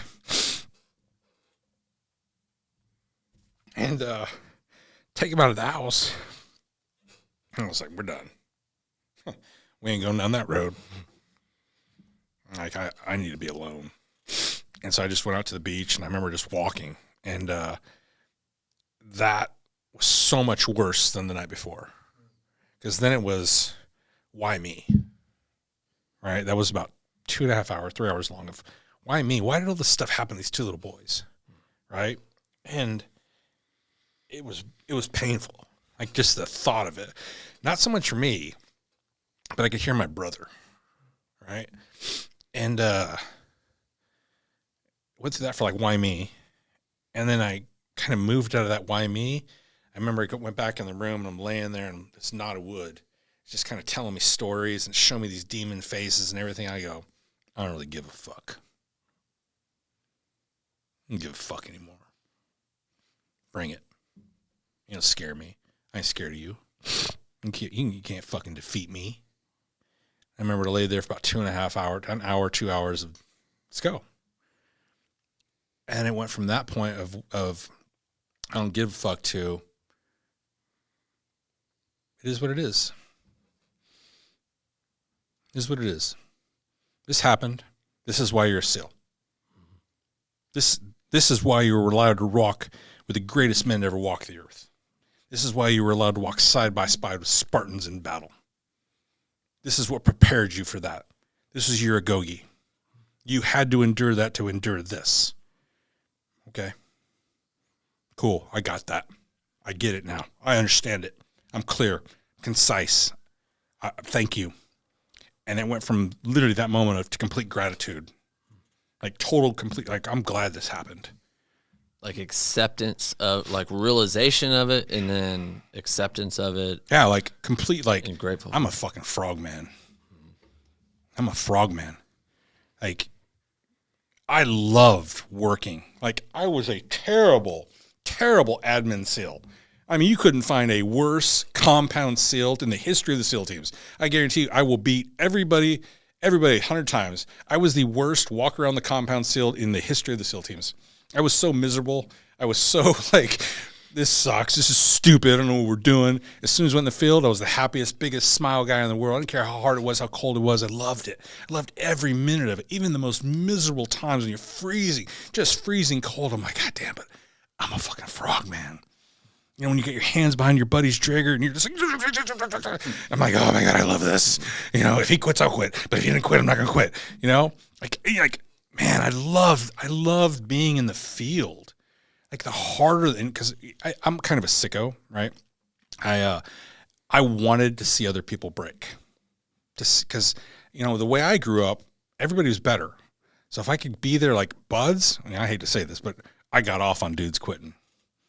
Most of us do. Yeah, I got off on it. Like, you take their soul. Bye. Chow line just got shorter, right? Like I'm getting his gear. Like I would sit there like, 'cause all these dudes are all jacked, all tatted. Someone got tridents, you know. I'm like, and they quit. You're like, bye, you know. And And so when we were on missions, training missions, you'd see somebody kind of get to their capacity. Like if you take somebody's ruck, oh, that dude ain't never living that down. All right. And I'm like, I'll take your ruck. Like I'm that dude. Right. And so that was the gratitude part of like, God gave me this. I have a powerful body, indomitable mind, incredible spirit. You can't break me. It's like what I hear is almost like the opposite of when you going through the trauma, accepting it, realizing it. Well, one is just like speaking it, right? And realizing it, accepting it, going through that time of like wanting to reject it and not, but like truly accepting it. And then it's almost like confidence after that. Yeah. Confidence versus ego in previously because you're trying to deny stuff with the ego. What it was for me mostly was I left the SEAL teams in a pissed off mood, like Eddie. I was able to go. That was that big. That was the SEAL career that was that big. This is the SEAL career that I had. Yeah, I don't give a fuck about that no more. This is the SEAL career that I had of these amazing people that I got to work with who are my bros. These missions that I got to do. Combat was cool. Some of the training shit we do, you swim across Coronado Bay and swim back and then back out to sea. That's just hard. That's hard, right? You go climb Sugarloaf Mountain, right? That's hard, right? There's things in the SEAL teams that we do that are like nobody can comprehend underway shipboarding in heavy seas except a SEAL. Knowing that if you fall, you die.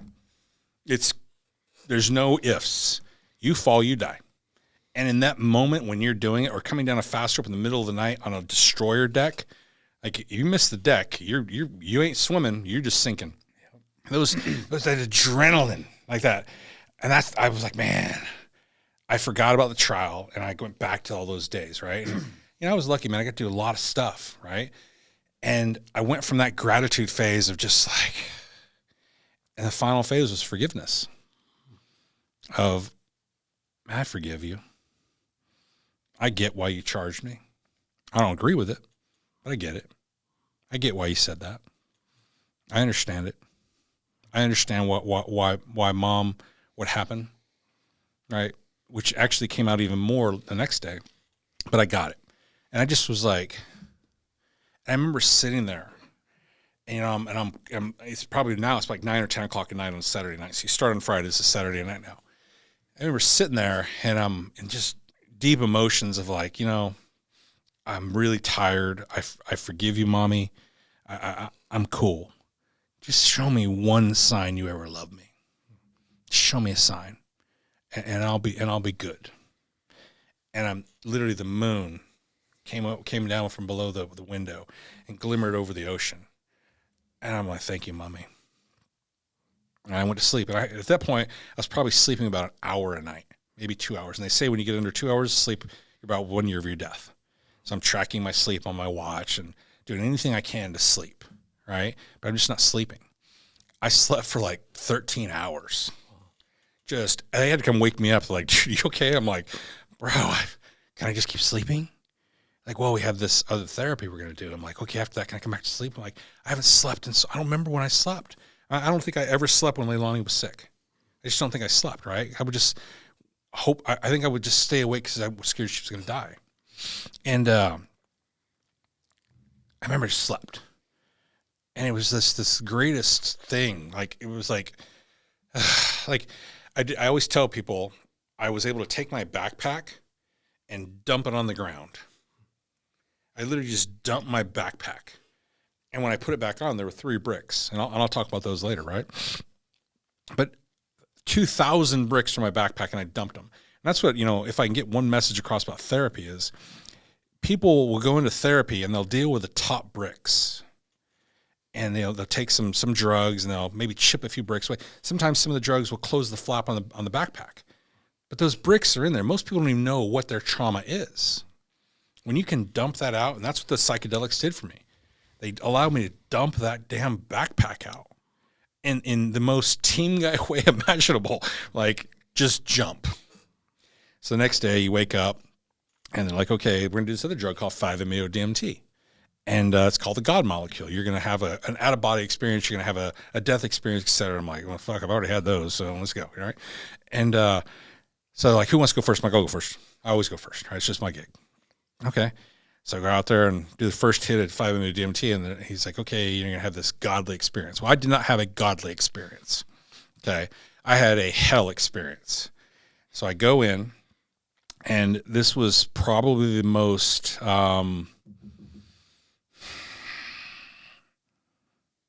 what's the right word I'm looking for? The most educational thing that I ever learned.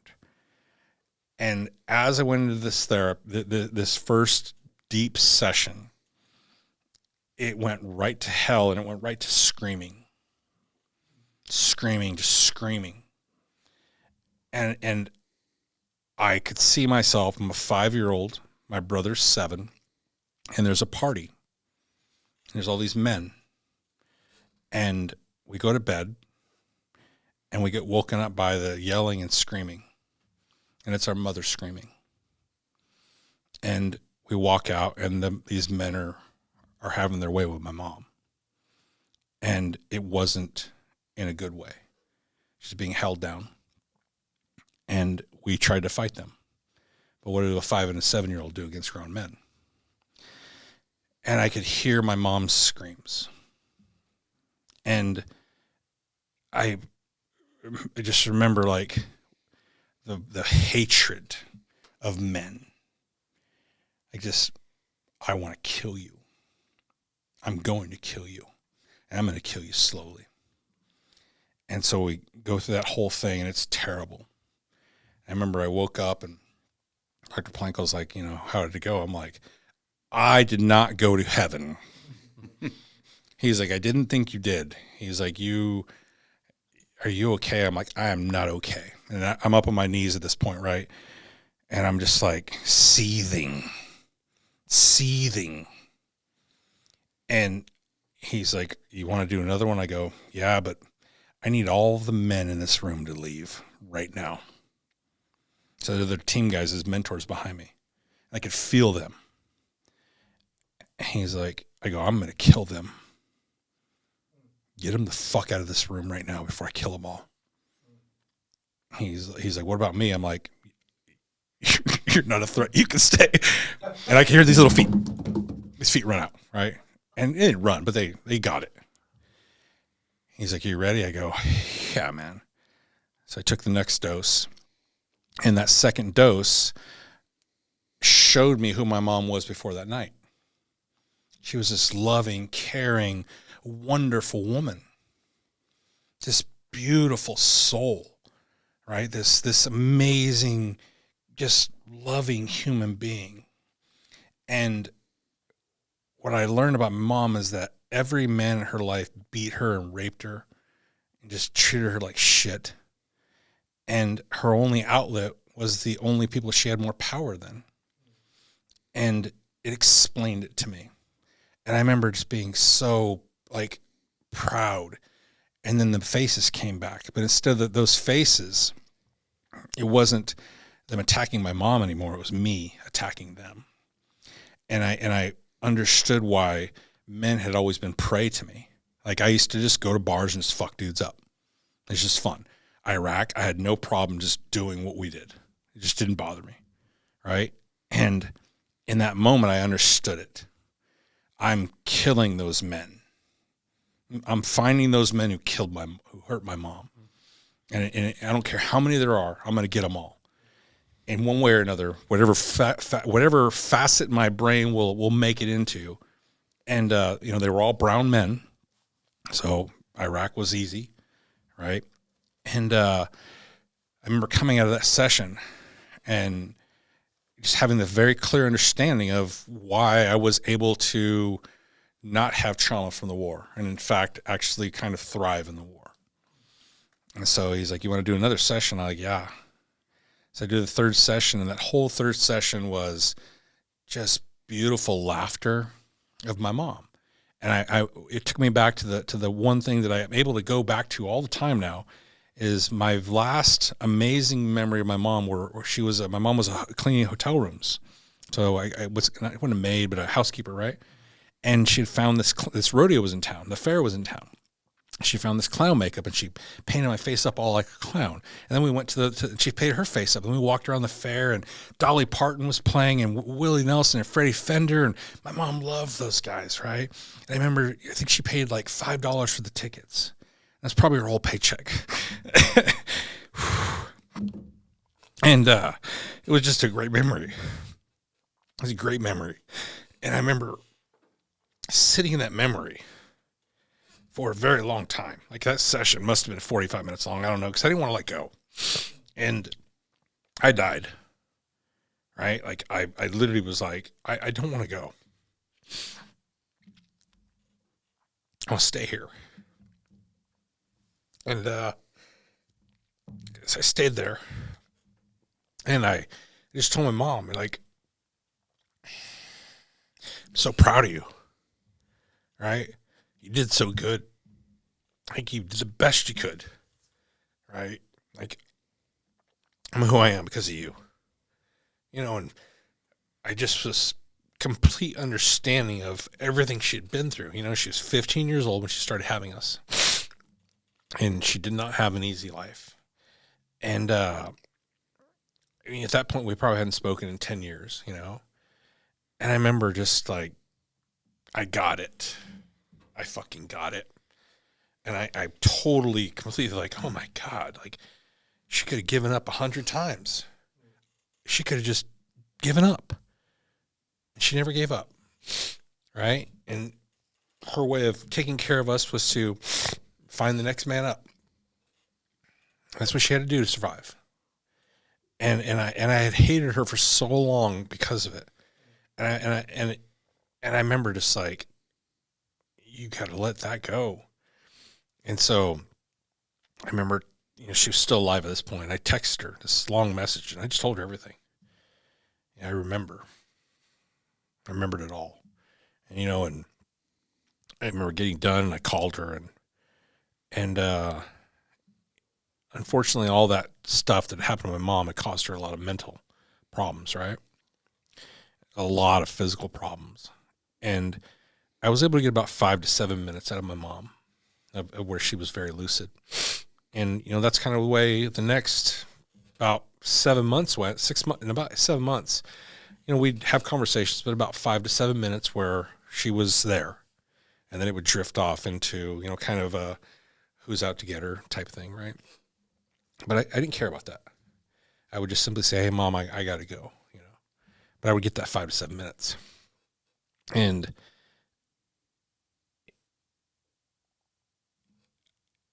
probably the only regret I have is I kept telling myself to go see her, right? My brother went and saw her, but I never did.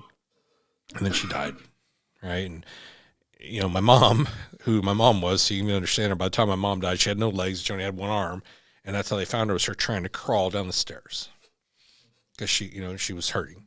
And she was in coma for about a week, too, and she passed. And, just, being allowed to be even given that deep, going deep into my brain to find that is the gift. To even get to a point of like, oh my God, I had so much anger for so long. I get it now. And it's funny as I talked about the 3 bricks, right? So when I came home, of course I came home to a family who was like, I sent them this text like, hey, here's what happened, very emotionally open, et cetera. And of course they're like, all right, weirdo. I caused a lot of damage, just face it, right? And I remember coming home, and I walked into a trigger as soon as the door opened. And my trigger was shoes.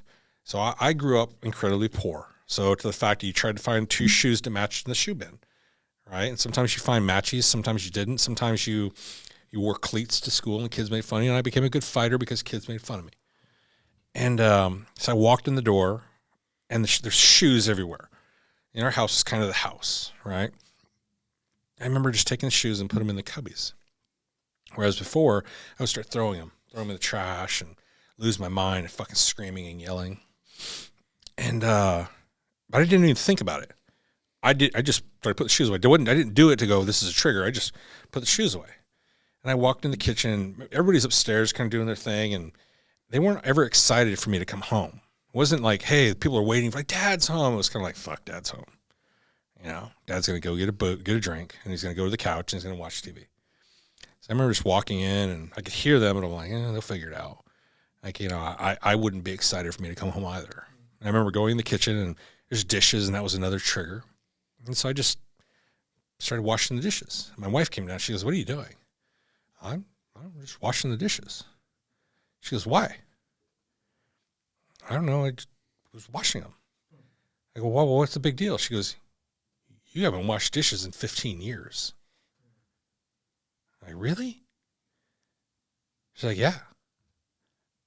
Really? She's like, "Yeah." Very cold, right? And I was like, "Okay." She goes, I picked up your anejos in there if you want it. I go, I don't want to drink. She's sure? I go, hey, I don't drink anymore. So she walked upstairs, and okay. I sat down and watched TV, and I just turned the TV off. I'm like, I don't feel like watching this shit. And I just kind of sat there, and one by one, each one of the kids came down, except my daughter. All right. So the boys came down, like, "Hey, Dad, what's up?" I'm like, "Oh, I'm good." And they're like, "You okay?" I'm like, "I'm cool." I'm like, "Okay." I just kind of literally sat alone in the living room. And I remember just sitting there going, you did this. Repair it. Don't be mad. Don't be angry. Words suck. Prove it. And that's what I decided to do. I just decided I'm going to prove it. And it was funny, as I started walking around the house, these like things popped out of me. So I walk out to my garage, you know, and you got to have man garage, right? My shit is a mess. And I remember looking at my workbench. You can't even see the wood. And I started putting things away. It's nice and pretty again. And I walked upstairs, and my closet's a mess. And I started fixing my closet, and I sat down on the bed, and I remember that's when I heard something clink, and I reached down. There's empty Jack Daniels bottles in the beds, and I stacked them up, whatever. And I remember just sitting there, looking at the closet, and I go, "That's your life. Your life used to be in chaos, and now your life is starting to show some control.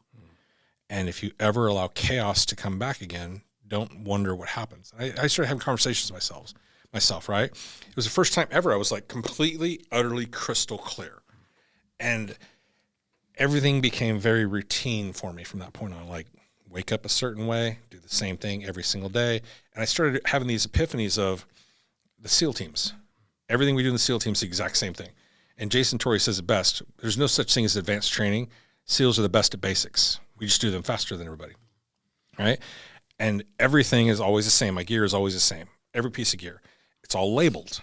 It's all and I literally went back to being a new guy, team guy, fixing shit, folding it, putting it exactly the way it was supposed to be. And I can't tell you how much time went by.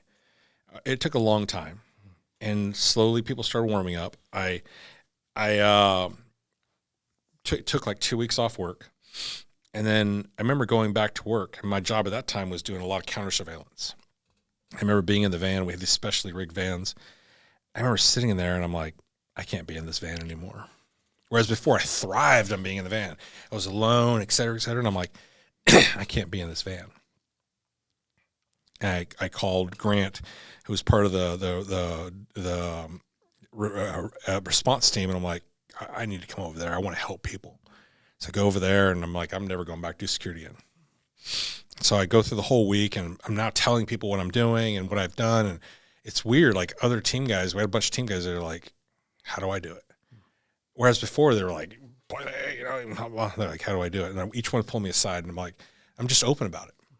On Facebook, I posted about it. You know, we have a private page, and and then I probably had the biggest epiphany that really brought clarity as a civilian to me ever. So now I'm flying back home to Seattle, and I'm in the San Francisco airport, and as I'm sitting there, I see these two gay men.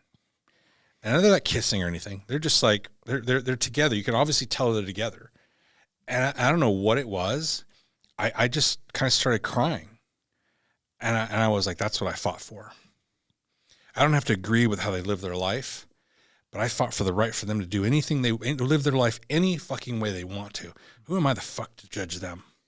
Love is love, right? And I kind of turned my head over here, and it's this old lady feeding French fries to her husband. She's like feeding French fries to him, and I more tears. God, that's what I want. I want to grow old with my queen. Right? And I'm just turning just so because people don't see me cry. And I look over here, and this guy's playing cards on the ground with his son. And I'm like, God, I love being a dad. I love being a father. I liked being a team guy. I loved being a dad. And it was weird, man. I remember going back to work, and I must have made a fucking impression because, Grant's like, hey, dude, like, you're in charge of this shit now. You get these guys the help they need. And so I just started going to Mexico almost every, on the weekends and taking guys down there and talking to guys and traveling and doing interventions with guys. And that literally became my job. And as that fast forwarded, I called Michael Cartwright out of the blue. Like, hey, man, I have 5 beds. You have 2,000. How do I get my friends in your beds? We don't have too many guys. We got guys on waiting lists. He's like, well, we don't do Ibogaine. We're a traditional therapy. We own American Addiction Centers. We're traditional therapy. And why don't you come out here and talk to me about it? Flew out there and kind of explained to him what's going on. And, he told me they didn't have a VA program. And I'm like, well, I know some dudes in Washington. We make some calls. And, as the time goes by, next thing they get a VA contract and then they make money from it, like $12 million. You find out the VA pays for complete addiction therapy and mental health therapy for veterans. Most people don't even know that. And not only will they pay, but in our world, if we get 17 days of treatment for a regular insurance, that's a big deal. 120 days. Wow. And so, we bring this program to American Addiction Centers. Next thing you know, American Addiction Centers it's saving the business. And so, okay, that's great. I'm getting my friends free therapy, and basically the plan is let's detox them at American Addiction Centers. Those need to go to Mexico, then bring them back for inpatient therapy. Get them to the counseling. Now they're ready to be counseled, right? Because I got it. I'm like, I'm ready to talk. Mexico made me ready to talk. I want to talk. I want to get this shit out. I get it now. You have to talk to let it out, right? And so one thing leads to another, and Michael offers me a job, and I get offered another job, and something in my heart just said, life isn't about money anymore. Because one job was incredibly lucrative, God, and Michael was offering me, what I made, but some equity and some stuff like that, but it just felt right. I just felt like this will take care of Dan and his family, but this takes care of the guys. And at this point, Eddie can understand this. I'm waiting for the leadership of NSW to step in and say, we have a fucking problem. I'm waiting. And the exact opposite happens. I go to this dinner. So Navy SEAL Foundation calls me and they're like, hey, we want you to help out with this dinner in Seattle. So I go and I'm part of the planning team and whatever. And I really didn't do too much for it, right? Some other guys did a lot of work. And this admiral goes up there and we have a VIP dinner first. And he's like, the SEAL teams don't have a PTSD problem. I'm like, oh, really? And at this point, all I'm dealing with is SEALs. And all I'm dealing with SEALs who are 40 years old and above, E7 and above. So we have the VIP dinner. I don't say anything. Right? So I'm in a peaceful mood. I'm a hippie now. And now he goes in front of the crowd. And there's about 1,000 people at this dinner. And he's like, yeah, the SEAL teams, we don't have a PTSD problem in the SEAL teams. And I'm sitting there like, you buffoon. Your own admiral just threw himself out of a window. You've had a CO commit suicide on deployment. Now we've had 2. These men have problems. Yeah, but not even that. Like those are only the ones that, the suicides. That we know about. But what about the drinking yourself to death, the absolute? So I call those non-intentional suicides, right? And so here's me sitting there going, not only do we have a problem, we have a massive problem. Like I'm on the phone every day with a guy. And I'm sitting here going, are you so out of touch? You don't even see this? Like, I'm not dealing with E5s. I'm not dealing with 19-year-old Marines. I'm dealing with chiefs, master chiefs, commanders, guys who were my platoon commanders, guys who were my task unit commander. That's who I'm dealing with.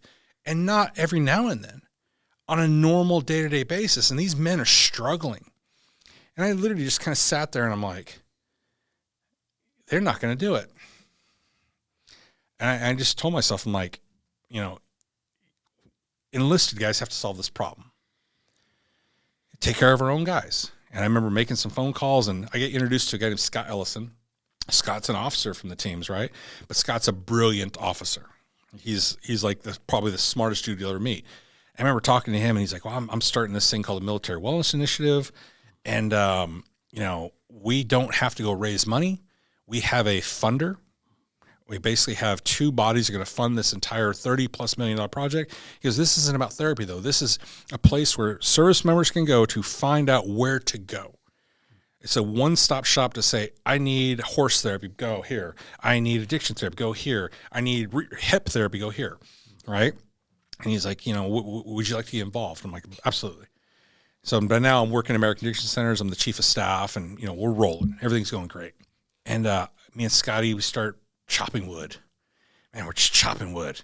And we're figuring this thing out. And that's when all these epiphanies of like, what is actually going on? I was lucky enough to go from addiction therapy to stem cell therapy. So I go to stem cell therapy, and my body feels fantastic.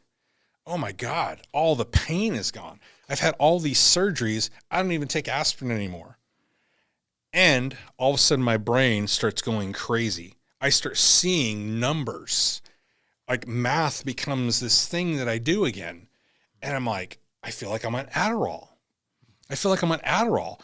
Yet I'm not taking anything. All I did was these stem cells. I could literally feel little men crawling on my brain.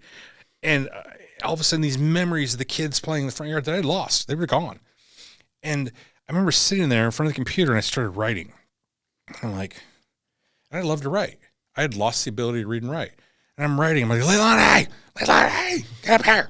I'm writing. I'm just like, I can't stop writing. Fucking, oh my God, I'm writing, you know? And I was taking Adderall. You know, prior to going to the therapies, I had to take it just to answer emails. And not just, my brain is firing, all these ideas. And like this, I kept seeing this map. And it was weird because I wouldn't call it a hallucinogenic experience. I would just call it I guess it's what the geniuses see when they see a project. You know, they invent a vision. And it was a map. And it literally was a road. And it would happen over and over again. And finally, I was like, it's the roadmap to how to treat the guys. And I started understanding it and putting it in place. And instead of just talking about it, I just went and did it. Come on.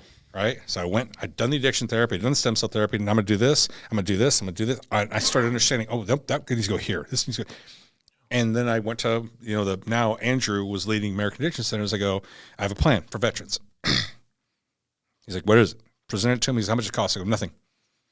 Here's this charity that does it. Here's this charity that does it. Boom, boom, boom, boom, boom. He goes, okay, make sure though, we can't ask for a donation, and we can't ask them for referrals. That's enticement. I go, okay. And so I just basically became the guy who, we're going to do the addiction. We're going to do the counseling. You're going to go to Mexico if you need to go to Mexico. Doctors are going to choose that. You're going to go to another center if you need another center. Here's the stem cell program, which unfortunately ended up becoming a fraud because the owner of it, right? So we had to find a whole new stem cell program. Here's Debbie Lee, who does the hyperbaric chambers. Here's all these things. And I just basically kind of came to the hub of where to send guys. And it was funny because it just culminated. And next thing you know, I'm like, I need help. So what do you do when you need help? You call your bros. So I started calling my team guy bros. And they were like, hey, man, actually I didn't really call them. They started like, hey, dude, I've been sober for 2 years. I've been sober for 5 years. I've been sober 20 years. I just want help. I'm like, okay, like, you know, I don't know what I can pay you. Like, we want to pay. We need help the guys. By the time I was done, 25 guys. Wow. 25 frogmen working at American Addiction Centers. And then COVID strikes. Okay, so healthcare gets obliterated by COVID. Not American Addiction Centers. We thrived. Yeah. Why? Because when nurses walked off the job, we called SEAL nurses. When our treatment advocates walked off the job, we called SEALs. When our chefs walked off the job, we sent frogmen. Next thing you know, we're having frogmen cooking meals, changing beds, bed sheet, you fucking name it. Them dudes stepped up so much. We ended up profiting during COVID. We did not turn patients away. We were the only ones accepting patients. right? We started driving patients. So this is our big program that it's called the Sober Escort program. We started driving patients from their homes to treatment because they couldn't fly. So if they tested positive for COVID, we would go pick them up to bring them to treatment. So we got guys in full mask suits, with a whole plastic in the vehicles. And I'm sitting here going, guys, I can't ask you to do this. Like, you don't have to ask us. And it was this epiphany. I get these epiphanies and I'm like, they need a mission. That's what the problem is. And I end up talking to my buddy Matt, and he uses a different code name, so I got to be careful with that. And he's like, we don't have PTSD, Dan. We have LTSD. I'm like, what is LTSD? He goes, lack of traumatic stress. He goes, we are so used to action that when we don't have it, that's when we crumble. And I literally kind of sat back in my chair like, holy shit, did you just nail this on the head? And Matt owned a little treatment clinic, right? He's doing his thing, and we just started talking. And the more we talked, it just light bulbs of like, I know how to do this. And so we ended up starting to really think about building a company around it. And then I kind of sat back one day, I'm like, why don't I just go to a big company and present it? And so I've now done that with 2 companies and presented my idea, and I consult for both of them now. And I'm like, I could do this on my own. I could, treat 10, 12 guys. Why not treat 2,000 or 3,000? Because it isn't about naval special warfare. It's about all Leos, all military. It's funded. I don't have to go seek money, right? And everything what I've been working on over the last 4 years now has just that's what I do. And as a result of it, I was telling Eddie, purely by accident, I have 3 companies that formed out of it. Because as these guys got therapy and either I couldn't get them jobs, I don't know, for some reason people started calling like, hey, I heard you employ a bunch of SEALs and special operations guys and cops as security guys. I'm like, well, at that point I had like 5. I'm like, yeah, like I can get them. I know everybody. Well, could you stand up a security detail for me? And so, okay, here's 5 guys here, 10 guys there, 15 guys there, 4 guys here. Next thing you know, we got multiple projects across multiple states. Another big client comes in. They're like, we want you to guard our construction sites. We have massive theft problems. I'm like, okay, but I can't guard them with like the guys you employ. I have to bring in my guys. They cost more. I have to pay these guys a certain amount. They won't work. They're too valuable. We don't care. We want those guys. So literally the company doubled last year. Just overnight. We had like 300% growth. Come on. And I sat there and I'm like, I have to help them find therapy, and I have to help them find a job that's meaningful. And the only thing I can do is really provide the job, stay out of their way. They're very smart. I don't need to coach them. I just need to give them the tools to succeed. And the success is they thrive in an environment where they're appreciated. And security for a military guy, a cop, is just second nature. It's just the way our brains work. So even though it's the most boring security, even though even the rich people we guard, it's the most boring security you'll ever do in their life, these guys love it. But they don't love it because of the job. They love it because they're around each other again. Mm-hmm. And those are those things where I was like, there's little aha moments. And, of course, I didn't invent any of it. I just have decided to do my best to accommodate it. Well, and you know it because you are one, right? Yeah. Like, dude, what a cool story. I mean, you went from, like, I appreciate you being vulnerable too, and being really honest, setting ego and everything aside and really sharing. I mean, that'd be. I really hope this podcast is super helpful to a lot of guys. Oh, it will be. I cried like 4 times. I know. Randy, our producer, cried. But you went from, I mean, absolutely like feeling like a complete failure in every area of your life. I mean, I don't know who can't relate with that at some point in their life. They haven't lived enough. And then learning how to lead yourself again, right? I mean, because that's really where it started. I mean, when you got home that day, putting the shoes up and looking at your closet, looking at your garage, and starting to metaphorically put your life back together and begin to lead yourself Right. Again, and then seeing that snowball into, I mean, leading, potentially tens of thousands of, like, really not just you and then your family and then, outside and seeing you lead a lot of other guys. Yeah, the thing that I've discovered too is I still make mistakes, and I wish I was that guy who could sit back here and be like, I'm perfect.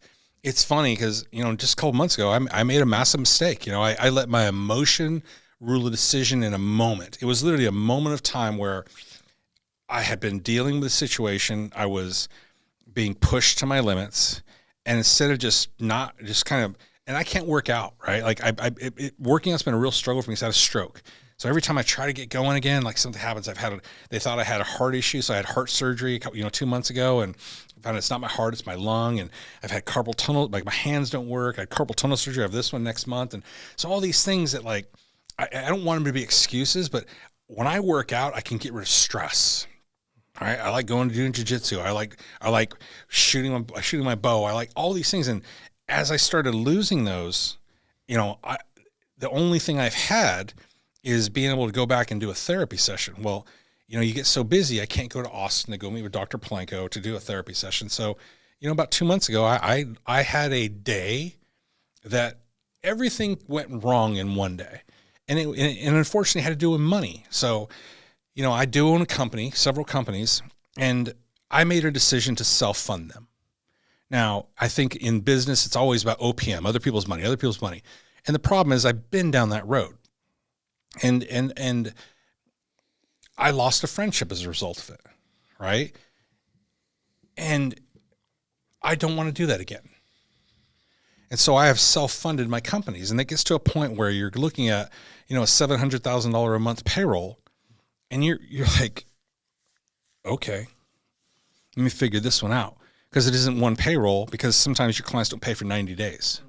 So now it's, almost $1.5 million in payroll, and you kind of look in the mirror and you're like, that's my entire stocks, that's my life insurance policy, that's remortgaging my home, and that's every bit of cash that I have and all the credit cards so I can make payroll. And then in 1 week, none of my clients paid on time. And yeah, I had a day that my emotions got away from me. And I did the one thing that I tell people to never do. I wrote an email. And I think I was what I said had merit, but I just should have never done it. So I don't ever want any people like, oh my God, he's doing. No, and as a result of it, I called a buddy of mine. I'm like, I need to do another session. This emotion is built up. Because I never intended to have this company. This thing started with one guy guarding one person. Then it became 5 guys guarding 2 people. And now it's, almost 400, sometimes above 400, and I made a $2,000 investment when I started this thing. And now I'm like, every payroll, I'm like, wheezy. I hope these people pay their bills. Right. And Mama's looking at me. She's like, I'm pretty happy eating rice. And we're just 2 kids. Right. And it's those things where I have to have reminders again that you're very vulnerable and you're creating stress where stress didn't exist when you allow yourself to put yourself in a situation where stress can come. So as a result of those things, I've had to end a few relationships because I can't take on other people's stress. A lot of the phone calls I used to make on a daily basis, guys, I've really kind of limited myself to because now I have a team. And it isn't because I don't want to be on the phone. It's those phone calls are heavy. They're dark. Right? They're accusatory. They're confrontational. And I know what's going on with the guy on the other side of that line. He's proud. He's a warrior, et cetera. And I'm just trying to help him, but sometimes you get attacked, right? And so you're doing that along with running a company. I had 2 jobs for a long time. I was, Chief Administrative Officer at American Addiction Centers, and I was CEO of Spartan 7 Incorporated, which was the 3 companies, right? And in May, I stepped away from American Addiction Centers to just focus on Spartan 7, and financially, it was a smart decision. Everything's golden, right? But it's just a different stressor. And the one thing about me and the security company is healthcare is hard because it's challenging. And I thrive in that. The security side is very easy for me. And I find myself getting bored sometimes. So I have the training company to kind of keep me enthused. But what I've noticed about myself, if I don't have an outlet, and this is what I hope everyone understands, is it comes back. Like this demon in me of anger and rage is there. I can kind of make him quiet and make him peaceful. Working out has always been that for me. But when you lose the ability to even do a push-up, or when you lose the ability to just even go for a walk, I remember it took me 6 months to walk 400 meters after my stroke. You just have to sit down and I throw up, and I didn't tell anybody this, right? And, you feel everything's kind of just body just. And I was telling Eddie, it's the first time I feel pain. Like I get cold now. I'm on blood thinners, and it sounds like excuses, but it's like, this is all new. I never had this shit before. Like I did Ironmans. I did a Bataan Death March. I swam around. I didn't swim 2 Alcatraz. I just swam around that motherfucker. Like that was 5 years ago. And, and so I've had to be more committed now, especially in the last 2 months, to what is the why, which is really this whole Christmas break was very defining for me. And a lot of decisions came out of it.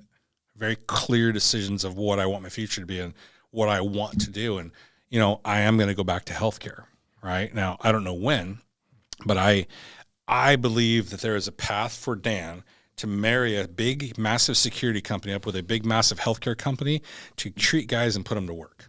Because I think we're in that situation in America, right? I think that in Texas and Arizona, law enforcement needs assistance, and putting highly skilled guys, deputized in with those guys. Most of them are former law enforcement officers anyway. A lot of law enforcement officers walked off the job. They want to work. They have a duty to serve. They're just not being treated correctly. So I've been trying to work on that. And those things are interesting to me. Those things they keep me invigorated. And I find it really, these last couple of months have been very clear on, you can't be bored. You're not happy when you're bored. And so Eddie and I were talking about hunting. I love hunting.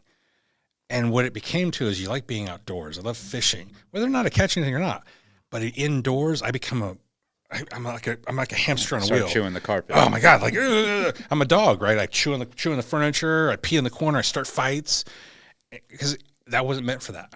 And I'm starting to understand that more and more. And I've started handing off a lot of my security company duties to my COO, and I've really started making decisions about what's healthy for me.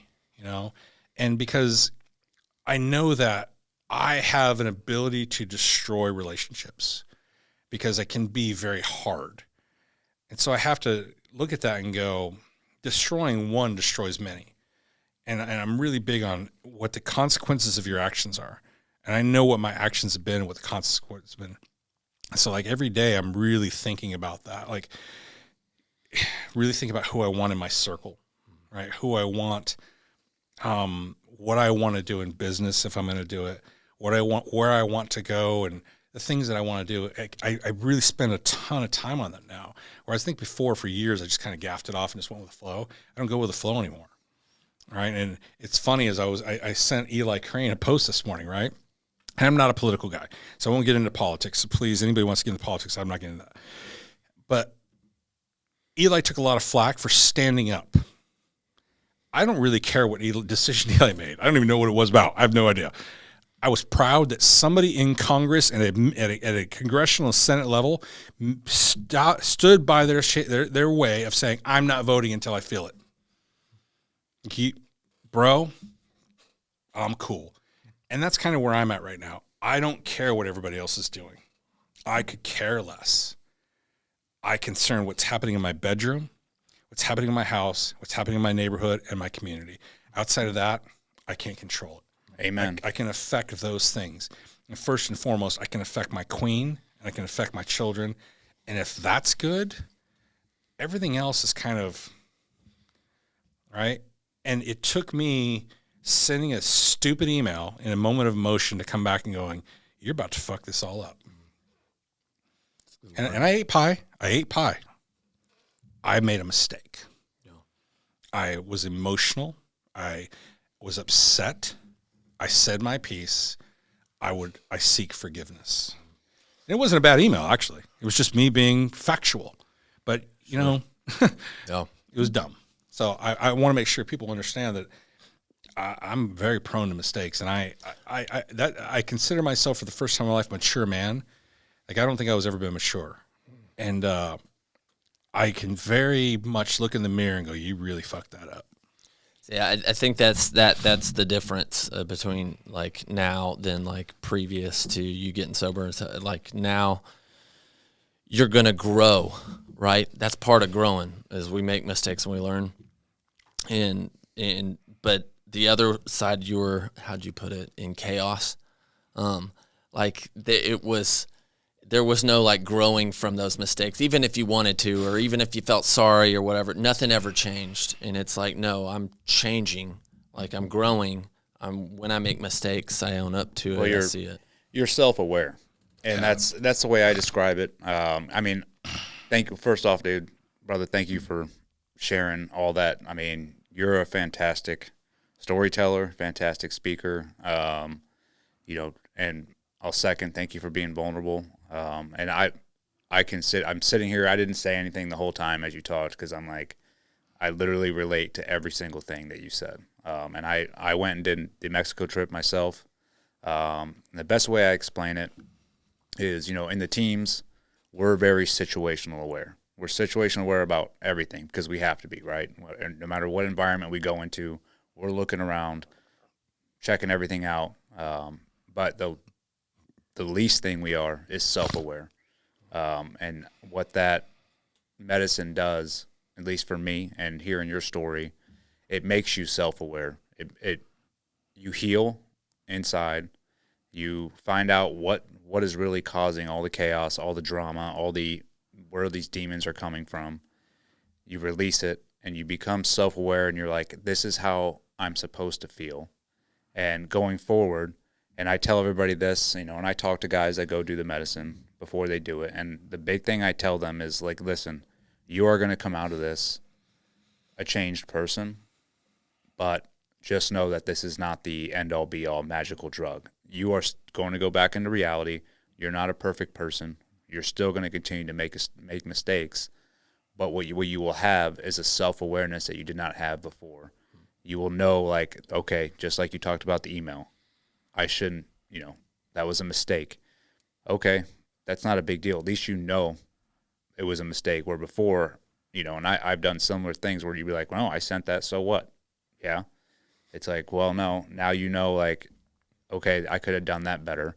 But also having the self-awareness to forgive yourself, to be like, you know what, I'm not perfect, and that's okay. At least I know I can fix it and go on. And I think that is what the real magic of that medicine is the ability to take that medicine and then continue your life and to continue to grow, continue to better yourself every day. And then, like you said, we did the same thing at the end of the year. It's like, okay, let's reevaluate what we're doing, why we're doing it, and how can we be better next year. I wouldn't have had that ability before to do that. It's really is. I mean, it's a powerful drug.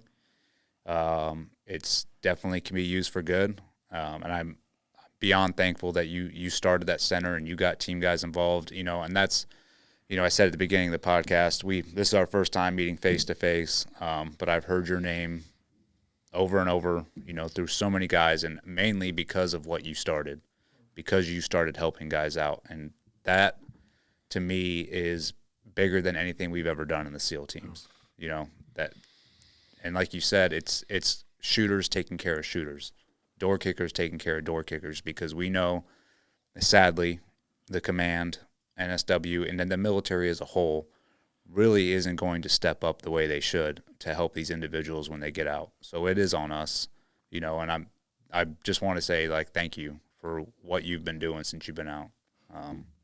It's a missing link. You're not the only one. There's Amber and Marcus Capone, but it takes a village to help everybody out. And hopefully going forward, hopefully people that listen to this podcast, and you don't have to be in the military or be a veteran to relate either. All of us come from trauma in some form or fashion, and you can be healed from it. It's just you have to put in the work. Whether you want to go down the medicine route or not, either way, you can still heal by putting in the work, but you have to heal yourself first. And that's, you can't help other people until you help yourself. And that's what I found out from it as well. So yeah. That's such a nail on the head, right? And that was the I've been lucky enough to, obviously, there's so many things, right? So 1, the trial, 2, the loss of a business, 3, my wife getting sick. I've had these things where I truly believe those were messages from our Heavenly Father saying, I'm trying to tell you something and you're not listening. And so, for me, Leilani and I, we talk about this all the time. I think the cancer, and I gotta make sure I say this because it sounds so selfish, but my wife is wholesome and pure. Why didn't I get it? Right? And that's an arrogant way of thinking about it. I think that was God's way of saying, you ain't listening, bro. You're not, I'm trying to tell you, I'm trying. So you're not gonna listen? How you like those apples? Right? And it was a massive wake up call. Now it's fast forwarding, having my own health issues, being a vegetable for 12 hours is unpleasant. Like laying there and not being able to say your name and having your wife in the room with you when you're trying to say one and you're looking at the clock and you're going, and that, I remember that night. Right. And it was okay. I came out of that. I'm like, okay, I get it. You're pushing too hard. Cool. And, then going through the heart issue. Okay. And that was kind of the final one, but I had my 50th birthday this year. Right. And I do not have birthdays. I don't have birthday parties. And so my wife's like, what do you want for your birthday? I'm like, I want to bring all my bros together. I just want to have a party and I want them to come and, I want to celebrate them, right? And so we came to Austin. Dave Fernandez, who I was in Mosul with, he was an STV SEAL and went to Dam Neck. He has a restaurant called Frog and Bull. So we had my party there. And it was awesome because so many of my friends from all over. And I remember when it was all over, my wife's like, how do you feel? I go, here's the reality. I may never see these guys ever again. That's the reality. To get them all together in one room, right? And I'm like, I think I have 20 years left. I'm realistic about it. No male in my family's lived past 70. I'm not scared. I know that I do not want to live the next 20 years the way I lived the last 20. That's really that simple. Like, yes, I got to do these cool things, but I have this friend of mine, and he probably hate that I'll say his name. But he has had such an influence on me because the one guy who should have the biggest ego ever doesn't want anything to do with it. And his name's Brian Contosh, right? And so Brian was awarded the Medal of Honor last year, and he hasn't put it on his neck yet. And he was a Marine officer and, a big, massive battle he fought in. And that guy does so much for Marines. Completely avoids the press, doesn't do the speaking tour. I told him, he's like, doesn't want anything to do with it. As a matter of fact, right now, he and 3 other SEALs are rowing across the Atlantic Ocean to raise awareness for this thing that we're talking about. And he could be the guy, the face of it, Medal of Honor. He didn't want anything to do with it. And he told me something one day, and it just, to my core, he said, give. Boom. And I remember, I don't know why, that word has stuck with me more than anything that has stuck with me ever. And I have done my best to look in the mirror and go, I gave more than I took today. I have no problem writing the checks when I can write them to help people. I have no problem, driving a guy from Nashville to Oxford, Mississippi, another fellow bro, to go to treatment only for him to jump the wall 4 days later and me go pick his ass back up. I have no problem with that. It bothers me, but I will be at your house tonight if you need me, and that's the one thing that makes me feel good. And I actually feel good when I do something for somebody, even if it's just stupid. and my wife laughs at me because I don't know, I guess I would get really emotional these days.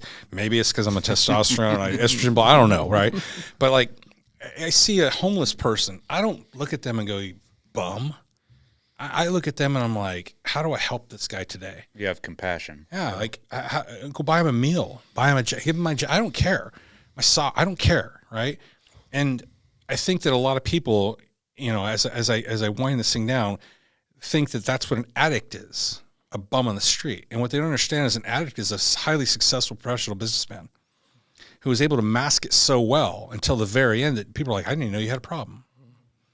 And that's the message of, yeah, we're SEALs. In your eyes, these books, the movies, we're dudes. We're dudes who have had to watch our best friends either die in combat or succumb to the disease of addiction and mental health disorders in the civilian world. One of my best friends, by the time they found him, he was bleeding out of his eyeballs because he had so much alcohol in him in a little cabin in Montana. And I go visit his grave once a year, and I sit there. I'm like, I didn't know how to help him then, but I wish I just made it a little bit longer than how to help you now. And one of my mentors, just took his life not too long ago, and I sit there and I'm like, God damn it, I'm not doing enough. Like, I got to do more. I need, there's a guy on the teams who, I'm so proud of him. His name's Johnny Sotelo. He's out there talking. There's so few guys that talk. How many of guys have we sent to Mexico now? 600? 700? Yeah, more. You can count the number of podcasts that guys go on and talk about this. Like, why isn't everybody talking about it? We have a problem. 22 suicides a day is completely false. That's false. I guarantee it's more like 40. And in the next 5 years, it's going to double because why? For the last 20 years, all these guys have known as war. Shouldn't say guys. All these service members have known as war. Now they are no longer war. The way it ended was not good. And they're sitting at home. A lot of them make really good money in retirement. They don't have to work. And booze can get delivered to your door. In the next 5 years, we are going to see the suicide rates not decrease. Exponentially we're increase. Just seeing the tip of the You're seeing iceberg. the tip because now they can't get jobs. Crime is through the roof. Politics is an embarrassment. And that scares me. Because, like, holy crap, man. These people earn the right to live a quiet and peaceful life. They earned it. And how can we give it to them? And so many of them don't even know where to start. And that's what I want to do. I'd almost even say, like, to not just to have a quiet, but to thrive, right? Maybe, like, even the ones that aren't suicide or alcohol or abuse, like, there's still trauma and, like, trouble transitioning. Yep. Like, good Lord, is there a single guy that comes out of the mill? Like, I've worked with a bunch of them of trying to help them, like, entrepreneurially or help them narrow down, like, where to go in a path. Like, I mean, it's such a struggle for them. And you're going, hey, I clear doors, I clear rooms. It's like I have to work only security, and it's like, no, your leadership skills. There's all sorts of, like, things that translate into all sorts of paths, but helping them navigate that. They're used to taking just like getting orders and executing them and trying to lead themselves, like you were discussing earlier. Man, I'm more than behind your mission. Any way that we can help. Yeah, is there any way, and people listening right now, that can support your mission, or where they can donate to, or? Yeah, I always say, donate to your foundation, donate to Navy SEAL Fund, donate to Marcus and Amber. I don't have a foundation. I'm not going to have one. That's not my gig. The Horse Foundation. There's so many great foundations out there doing so many great things. Just pick one, because that money is going to do something. It's going to help people. Yep. My job is just to say, here's what I believe in. I do believe in Heroes for Horses. I do believe in what, vets seeking solutions. I do believe in Mission Within. I do believe in the Pipe Hitter Foundation. I do believe in Navy SEALs Fund. I do believe in the Big Fish Foundation. Those are the ones that I support and I raise money for, and I do my best to give to those guys, those people who own those organizations, because I know what they're doing. All right, every one of them, they're not commingling, they're not overlapping. I get it. The issue I have is when I find out they're not doing the right thing. Oh yeah. Right, and you know that's neither here nor there. But I tell people that if you're going to give to a charity, the very first thing you should do is go online and see what the officers of the charity make. Yep. And if you can physically say that they are deserving of that salary, then donate. But if you can look at that salary like I do sometimes and go, what the fuck? Don't donate to that. Find one where hopefully the number is 0. Some people got to get paid for their time. I get it. But sometimes I see them and I'm like, okay, that's not what I donated this money for. You know, and so, yeah, man, you know, my biggest thing is there are so many great organizations out there, but if you're at home and, you know, you think that help isn't out there, it's simply a self-invented thought. There's so many people willing to help. So many people, you know, and I just think all it takes is, you know, you always say the same thing, you just ask for help, but you reach out to a bro. You know, like, we always want to do bro check-ins, but you take the time to just make a call to a bro. Like, if you feel like you're in that place, just, hey man, here's what I'm going through. That's where 90%, I don't know who's hurting. All of a sudden somebody will call like, hey man, I just got off the phone with, and they're not doing very well. Can you talk? Absolutely. Give me their number right now. Yeah. Right. I had one of my old bosses contact me 2 nights ago. He's like, hey, my cousin, give me his number right now. Yeah. Like, but if I don't know, I can't help you. Yeah. So I got some stuff for you guys. I'd say this. If we'll put a link in the description for it, just a contact form if someone needs help. In hearing this, that they can contact, and me, myself, or Eddie will make sure they get help. All right. So thank you so much for having me on the show. I know I could talk. Me and Eddie could probably talk for 10 hours, but Spartan 7, we don't sell merchandise. Okay. All right. So the only way to get Spartan 7 gear is to come to our courses, or for us to give it to you as gifts. And big thing for us is our courses is how Dan raises money. Right. So, you know, yes, it's a business. We're not a nonprofit. We are in the business of making money. Sure. We really specialize in working with high net worth individuals to come to our events.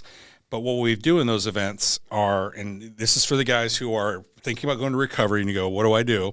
Dan Cerrillo brings guys in recovery to his events to work around high net worth people so they can get to know you. And in that event, you're basically be having a job interview, a once in a lifetime interview. You will never have access to the clientele of that level. That's what I like to do. Cool. And I've gotten a lot of people jobs, very lucrative jobs, because this is the one thing that I have done that I really pissed somebody off one time, the last time I spoke, because I don't have a problem saying this. You don't lead SEALs. I'm sorry, you don't lead SEALs. You can't lead the 1%. You just got to kind of stay out of their way and pull on the leash. And so I said that to a room full of SEALs, and I told them, yes, you can start in security just like I did, but don't think that's where you belong. All right? You have, just like you said, leadership. You have all these skills. You just got to check in the box. And the check in the box in the civilian world is, yes, go to school. It sucks, but it's not that hard. That is your open door. And an MBA is a trident. If you're in the military right now listening to this, it's free. Why would you not do it? If you are a special operations guy, all you have to do is do that, and it's set, right? And so I always like to tell those guys, and when I speak to guys, I speak to the guys. It's there, but don't think it's there the day one. It's okay to come in at the bottom. You will eat everybody alive when you're there. They can't keep up with the work ethic that you learned. But don't go in there and start ringing the bell and shaking the tree going, I want. It will come. Be patient, right? So that's what our events do. We talk a lot about that. We bring in a lot of brand new guys, brand new instructors to meet this clientele, be around them, and kind of hear what my core group of instructors have to say. They all say the same thing, right? Because all of us are kind of on this other path of we've kind of gone down the rainbow. We're on the I don't know what you call it. We're on the side where we all like our wives. We're not getting divorced, and we're not out snorting lines of a stripper's stomach. So I think that's an award, right? So anyway, I didn't know there was gonna be three of you guys. So here's a couple hats for you. Oh, thank you. Obviously the T-shirts, Dope. and I bring brown because I always get the white ones all dirty. Some stickers, but the one thing is the coins, right? So coins are a big deal. Soft. So obviously Spartan 7, but the one thing on here is the motto that we kind of live by: shield to shield, shoulder to shoulder. And I wanted you guys to have these things from me. I appreciate that, brother. Sweet. Yeah, these are sick. Soft. All right, you ready to wrap it up? We've been going for about 3 hours. This is the longest one I think we've done. Is it? Oh, my boss. I think. No, it was good though, man. This is probably the longest, but Probably the the best. best. Yeah, you did. I mean, it's fantastic, brother. I really appreciate you guys having me on, and I like talking about this stuff. And it's weird is that every time I think I'm past it, I expect my trauma to be the fights and the gun, whatever. My trauma is my queen, and that I still probably regret that I need to do more. And I'm in love, and I feel like I've been a husband for the last 4 years, and I feel like I've been a father for 4 years, and that emotionally only gets me because I wish I would have started earlier, and I'm glad I didn't die on them before I could finish. And my finishing is very simple: is I want to make sure they're all taken care of before I move on to a different place. So thank you guys for having me. Awesome, bro. Thank you, Dan. What's the word? Out. Out. Dude. Good.